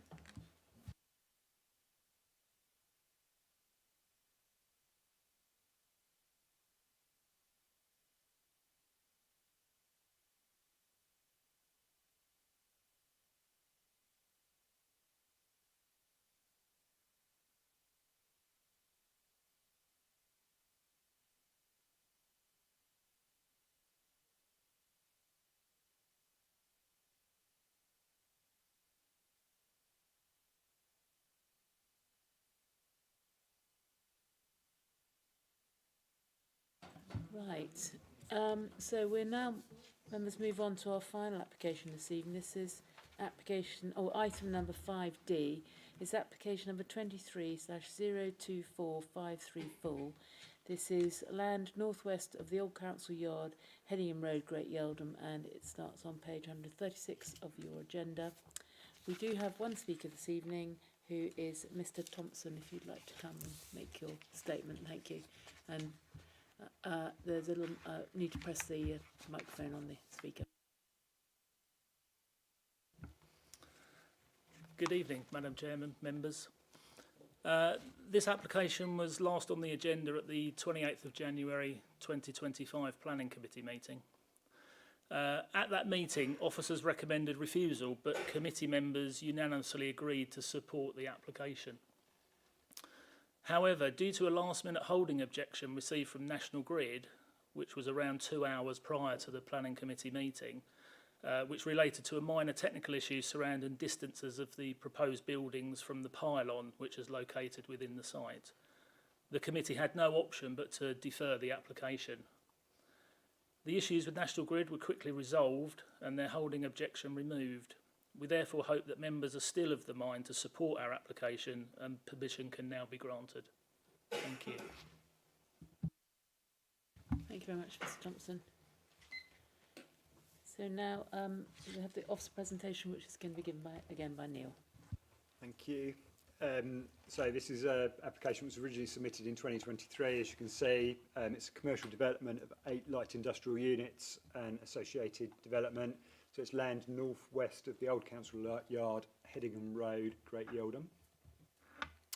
So this is the application site. So this is an existing access off Dickett's Hill, the A1017. So this is as you're coming out from Sidwell Hedingham, the steam railway is back off screen. You can just see down there on the map. And then as you come through, this is the Old Council Yard here. There's some residential properties here. So this is an existing access. So this used to be the access to the Hedingham Steam Railway before the new entrance was built on the other side. So it's an existing access that's there already. Actually, sorry, if I just point out as well, just in terms of the red and blue, so we've got an application site which just has the existing road coming in and around, and then this is the site here. But just to point out that the verge at the front is outside applicant's ownership. So this is the application site here, just zoomed in. This is an aerial image. So this is the existing junction here. There's a gate here, and then this is an existing track that runs around. So the the roadway that's already here will be retained and the access to the development will be here. So it's filling in this area between the existing track and the existing commercial buildings, which are just here. So just in terms of context, this is the council yard here. So this is used by a traffic management company. So you've got their vehicles, road signs, cones and traffic signals and the like. There's some newer purpose-built office buildings just on the other side of the yard here. And then we've got the nearest residential properties just up here. So our site is just behind this hedge over here next to the existing commercial yard. So this was the original proposal. So you can see this is the access in, coming round and through here. We had two buildings, one here and one here. The existing building's up here. There was a landscaped area in the middle of the courtyard, parking around the edge. And this was the pylon which caused that last minute issue to arise where National Grid objected just before the planning committee. So this was the original proposals. So well, I won't bother explaining the buildings, but they're functional buildings, lock-up units, which were proposed, slightly different sizes. That's the drawings there. And then this is the new layout. So you can see principal changes. We've got a slightly different offset, slightly bigger offset to the pylon. So that's overcome the National Grid objection, as you heard from the speaker. Still parking around the edges, some additional parking to the sides. We've now got two buildings which are the mirror image of each other in terms of height, width and depth.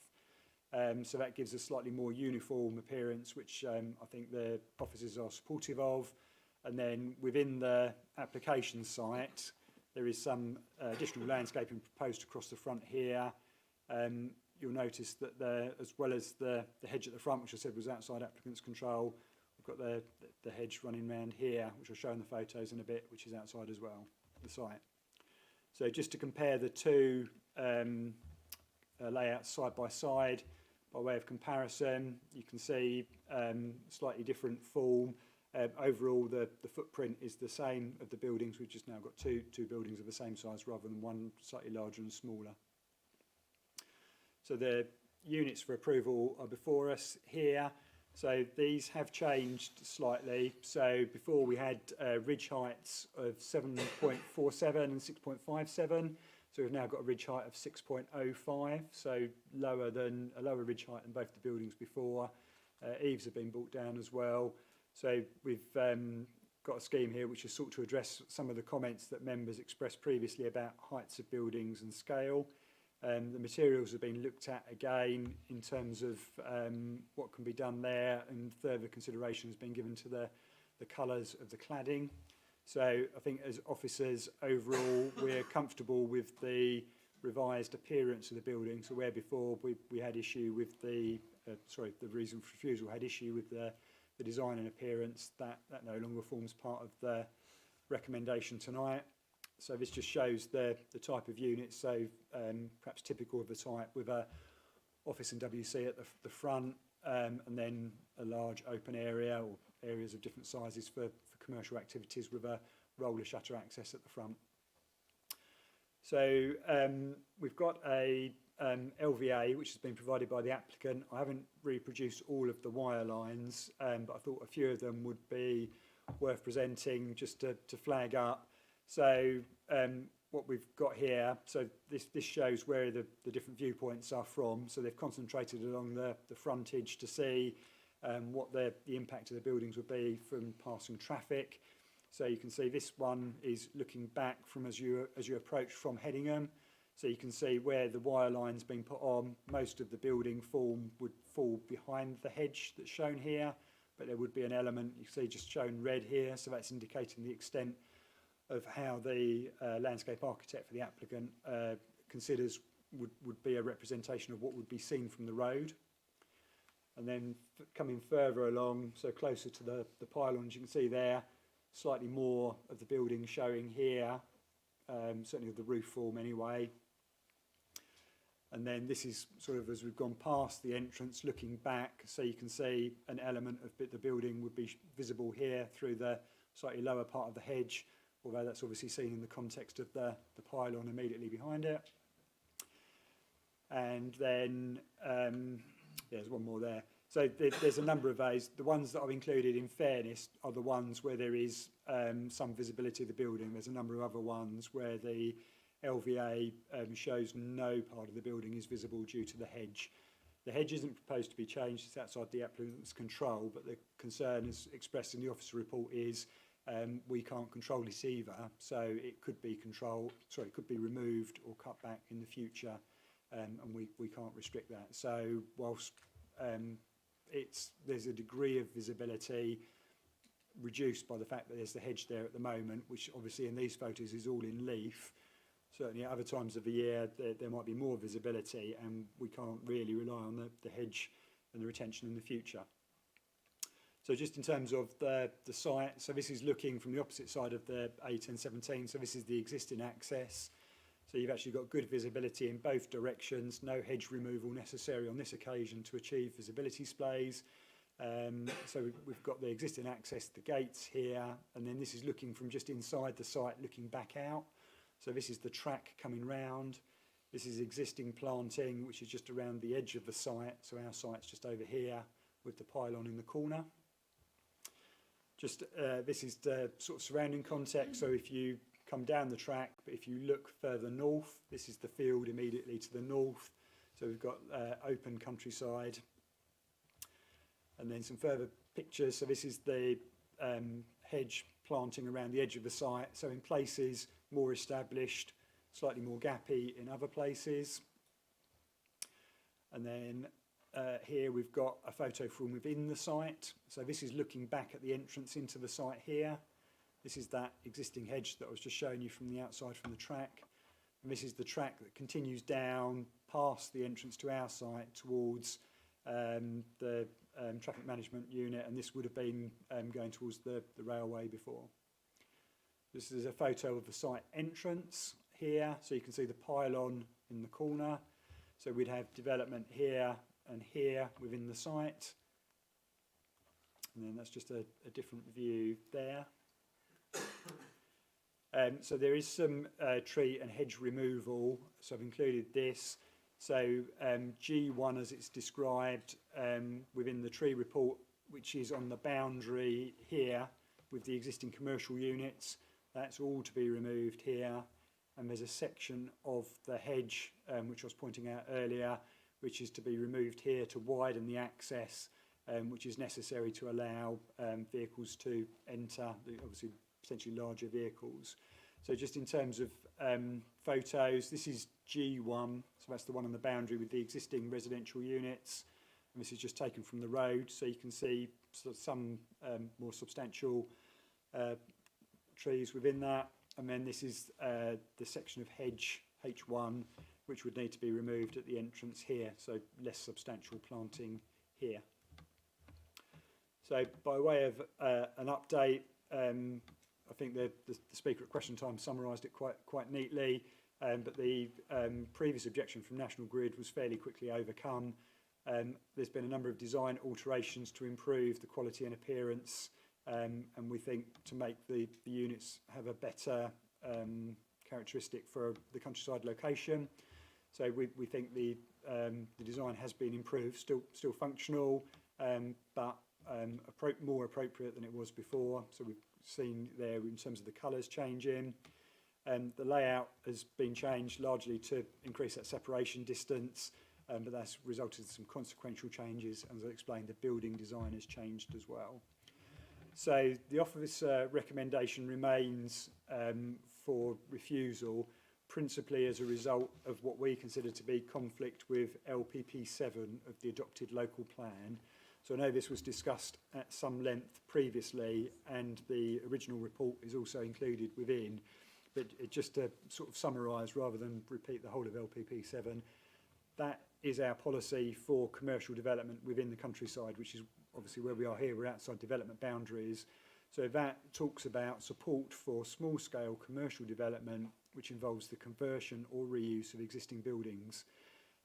This is obviously new build here, so this can't be considered as officers, we think, to be compliant with LPP 7. And as members know, as we've endlessly put in committee reports, our starting point for determination of applications should be the adopted local plan. So that's where we are. It's really a principal objection now. The original reason for refusal talked about the design, size, scale, materials and layout. So we think those have been largely addressed.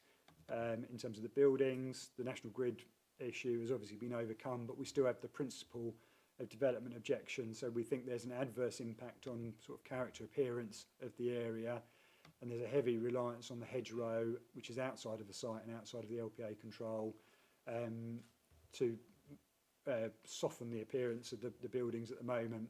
So there's a concern there that we're heavily reliant on the hedge to make this acceptable in visual terms, and as we can't control it, we don't think we can be relying on that.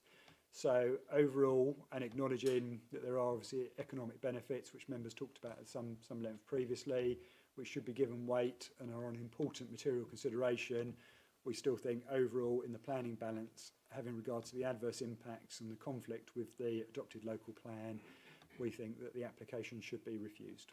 Thank you. Thank you, Neil. Councillor Richards first. Thank you, Madam Chairman. I remember this application well, because I think it was myself that originally was moving to go against officer's recommendation for the original application, obviously exacerbated by the late representation from National Grid at the time. I think on this application, I think we need to note a couple of things. First of all, there is some limited weight of, that uses or the SP5 of the adopted local plan that would support an application such as this. And I think what we need to note is that there's already an established or there was an established business in that area too. And I think we need to look to see how we can support rural businesses in rural areas. We have got another example of a business that we refused on the similar grounds on the Headingham Road, an old oil depot, I think it was, which wanted to turn into a scaffolding company, which again at the time I noted that we either need to look to change our local plan policies to support applications such as this. And unfortunately, I don't find myself in any different in a different change of mind or a different situation on this new application. I think we need to note that, and please don't take this personally, Neil. But I think we need to note what officers' recommendations are on this occasion. And whilst there is some weight around existing policies, for me this really does feel on one of those 50-50 knife edge determinations around the subjectiveness of what is being proposed. I think it would be a real shame to curtail a development in an existing site that has got some buildings on it, to refresh that into something and rejuvenate it in a rural location. That would offer some limited employment opportunities for people living in those rural areas too. And I think it would be a real shame if after the work that's been put in and the deferment that was overcome by a rather unfair late representation from National Grid, for us to finally fail it on the final hurdle.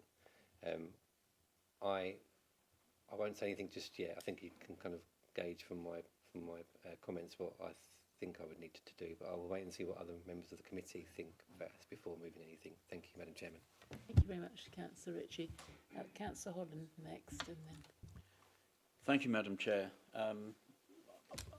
Whilst agreeing with almost everything that Councillor Ritchie's just said, I don't see it as a 50-50 issue. I'm very, very clear on this. I personally would like to congratulate the applicant on the work they've done to make this proposed development even less obtrusive than before. Last time I measured one, a 4YL pylon is 46 metres tall. We're going to be able to see perhaps 1 metre of a little bit of a roof, judging by what's been put here before us. I am super keen that we support the rural economy and rural jobs. I note that this, to my mind, is a really good location. There are two, albeit quite small, but there are two very notable rural communities within easy striking distance of this, really good vision displays and what have you. It has so much going for it. And there's the American economist Thomas Sowell, if you've heard of him, he says that there are no solutions, there are only trade-offs. And we're in the business of the trade-offs here. We're in the business of balancing issues. And I can assure you that in my view, the one planning policy which I see as material, which mitigates against us granting this consent, should have way lower weight in our thinking than the benefits. The benefits, to my mind, are great, and therefore I have no qualms on this rare occasion of not supporting officer recommendation. Thank you, Madam Chair. Thank you, Councillor Holland. Next person is Councillor Bowes-Flint. Thank you, Madam Chairman. I think, no wonder I'm getting old. I can't believe it was January 2025 when this came in front of us. It seemed like 5 minutes ago. God. However, I think, if I recall, I was the noisy one on this, and I supported it then. And like Councillor Ritchie, I support it now. Even more so because the applicant has not just gone away and thought, well, the pylon could be sorted out. He's actually looked at the design, and he's actually done even more to it to make it more acceptable. It was acceptable to me before, and it definitely is now. And I think that the weight is 99% towards this and 1% towards that policy. I'm with Councillor Holland on that, and and officers know that I don't normally disagree with them on this, and I do feel guilty doing it, but I totally disagree with you on this, Madam Chairman, and I'm sorry, officers, but I really do think that this should be allowed. Thank you. Thank you, Councillor Bowes-Flint. Councillor Spray. Thank you, Chairman. Well, I won't keep us very long. I absolutely agree with colleagues' comments on this. I'm very pleased that National Grid, that problem's been overcome. Absolutely agree that the applicant is to be commended for working with officers to change the layout, materials, and so on. So it comes down to a policy problem, and that's a good policy in many circumstances. In this particular one, I think the advantages far outweigh the disadvantages. This is a really good opportunity to encourage some small business in the north-ish of the district. So I don't have a problem with it at all. Thank you, Chairman. Thank you, Councillor Spray. And now Councillor Beavis. Thank you, Madam Chairman. And I slightly disagree with Councillor Lynette Bowes-Flint insofar as I don't actually feel guilty about this, because I think this is the planning committee in motion. Actually, the officers have brought to us tonight a report which, in their eyes, isn't acceptable in policy terms. Yet us at a local level are saying, well, hang on a minute, it works for us, and it sits in the ward I represent, and we're struggling actually to find units in the Hedinghams. And I think I'm right in saying, Councillor Rickey, that actually the Corey oil site actually was approved on appeal, and I'd rather it wasn't approved on appeal. I'd rather that, and on that night, I think it was so close, and I really wouldn't want this to be another one that goes to appeal and then it comes back and the applicant is granted it, when I feel we could bite the bullet on this one and say, actually, at a local level, it does work. I take the point on the pylons. There is so much going on in the ward at the moment on pylons, with our local landowners all being given land agents to make sure there's correct access and everything else around them on this particular line. So, I get that bit's been looked at and overcome. And I think in terms of how it looks and feels on that road, well, just a few 100 yards down that road, you'd actually think we did have a railway station because of the Colne Valley Railway, and we're used to seeing that kind of light industrial look. And I think this will actually tidy up that area. And as the one did down the road, just a bit further down on the left that we've just approved. That's another one, light industrial, that we've just approved. So as I was listening to this, I was thinking actually we're on the up. We've just opened the Elms. The area feels, the O2 bus depot, that actually we're starting to get quite a good offer. So I think members probably get how I feel about this evening. I'm happy to listen to any other views, but more than happy to support this. Thank you, Madam Chairman. Councillor Butland. Thank you, Madam Chairman. As a new member of the committee, I've obviously come to this a lot later than colleagues here. I have to say, when I was reading it and reading the report, and subsequently had need to actually travel along that road, etc., I really can't. I thought I'd be the odd one out tonight because I'm very much in favour of rural employment, etc. And I thought, I expect I will get a lot of things about, well, actually, it's very important about the planning process, etc. I'm heartened by the fact that I'm not going to be the odd one out. I think it's. I think the arguments within the report were actually quite compelling, and more so than with the planning one. So I'm sorry that at my second meeting, I will intend to go against officer recommendation. Councillor Abbott and then Councillor Holland. Thank you, Madam Chairman. Well, I'm happy to be the odd one out. It's the policy issue for me, and a touche comment to Councillor Holland precedent. So if we grant this, we're granting industrial use on an unallocated site in the countryside, and that's my concern. I bow to local members' superior knowledge, but in our neck of the wood, anything that's not nailed down is being built on left, right and centre, and there are a lot of yards, farmyards, bits of hard standing which I could see developers saying, oh, well, you know that one, we want to put some units up. So I don't disagree. I think there are some merits in this, but for the policy reasons, I won't support it, and I'll sit on the fence. Fair comment, Councillor Abbott. Councillor Holland. Thank you. My question is, and it's a question to Neil, can we do even better? In my perception, the hedge, which you've already mentioned, is out of our control, actually is going to acquire an even greater amenity value for the community living around there. And that is what TPOs are supposed to support and protect. So my question is, could we protect the hedge in the interests of amenity with the TPO? Thank you. You put them on. That he manages to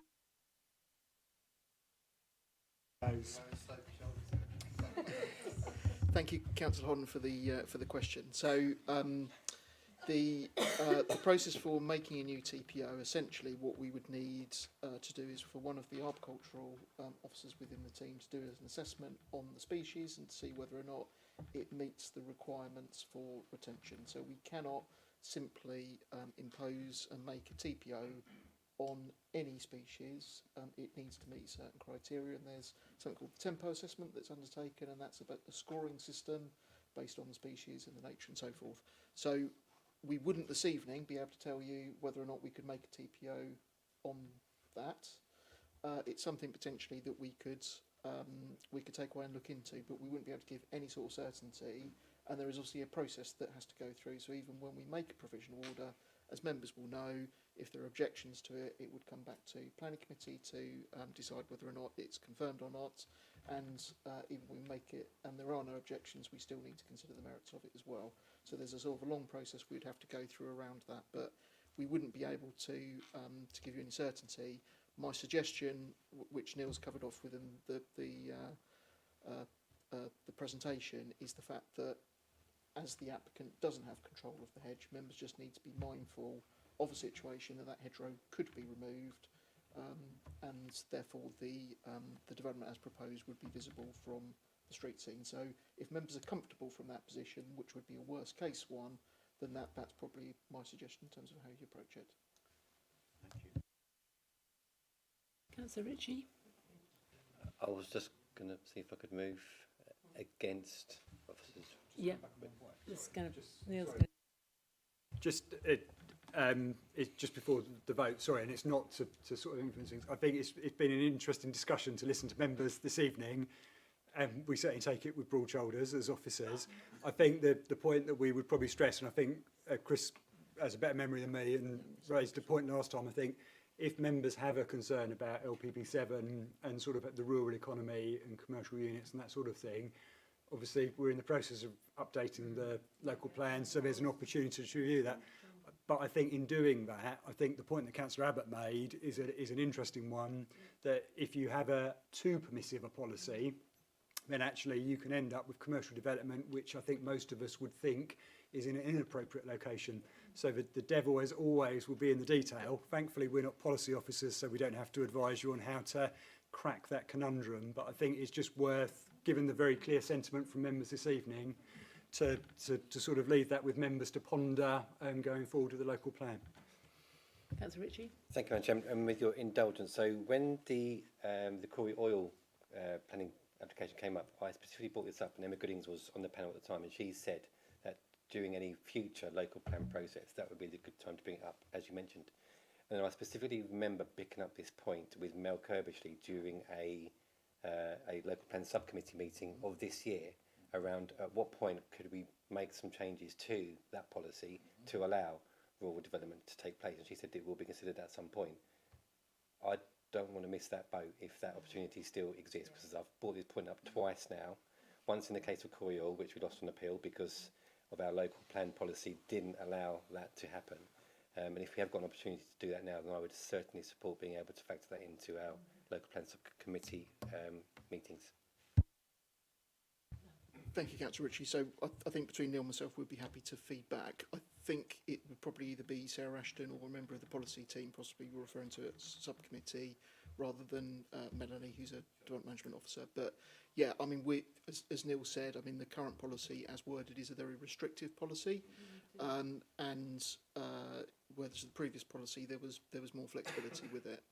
And as Neil said, the devil was in the detail. But if members have got strong feelings around it, I think that's the point. Because obviously, from a development management perspective, we have the starting point is the plan, the policy, and therefore consistency, which is one of the reasons, obviously, the officer recommendation this evening mirrors what it was before in terms of principle, on the basis that the policy position has not changed. But we'd be happy to feed that back, and we can certainly see whether or not we can get some feedback for you, because I'm not sure in terms of timescales and process and how that did. Just one point, apologies, Councillor Parker, just before a motion is moved, if members were minded to overturn officer recommendation, what we would also need to think about is conditions for a grant of permission. So if a member is minded, we can obviously give some advice on that. But that would just be something which we'd need to cover off as well before a vote is taken. Just in terms of headlines, we can obviously sort wording out afterwards. But right, so I think I get the general feeling that members would like to support this application. So we do then need to think about, can you advise us on what conditions you were looking at? Oh, you knew that first. And then I think we just need to have clarity on that. Okay, sorry.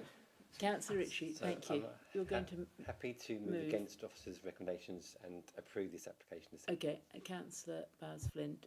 Madam Chairman, I'm happy to second it. Yes. And I'm also happy to leave the conditions down to consultation with both you and the Vice Chairman. Would you want the mover and seconder as well? Is that that normal practice? Yeah.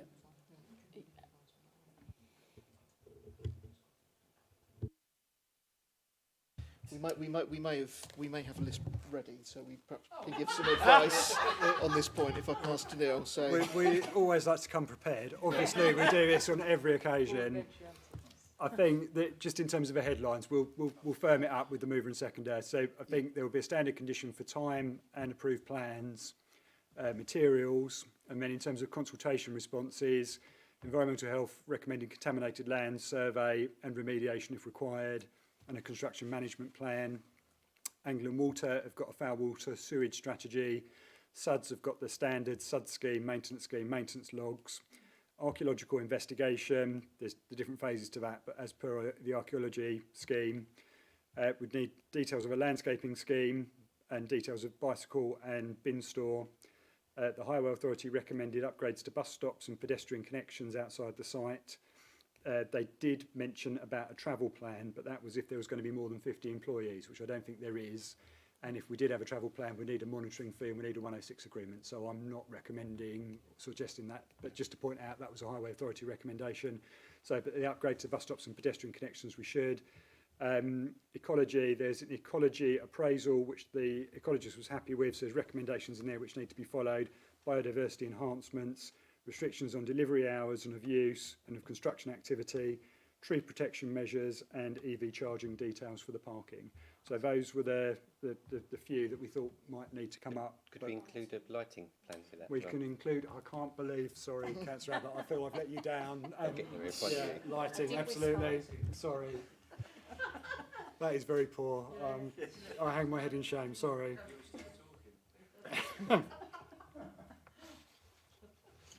Thank you. Right, so we have a mover and seconder, and yes, so the proposal will be that those conditions will be drafted out and then sent to the mover and seconder for approval. Okay, so then we can proceed to the vote now, can we? Yep, so all those in favour of granting this application? Those against? Abstentions? One abstention. I think that position is clear on LPP 7 on that too. All right, thank you very much.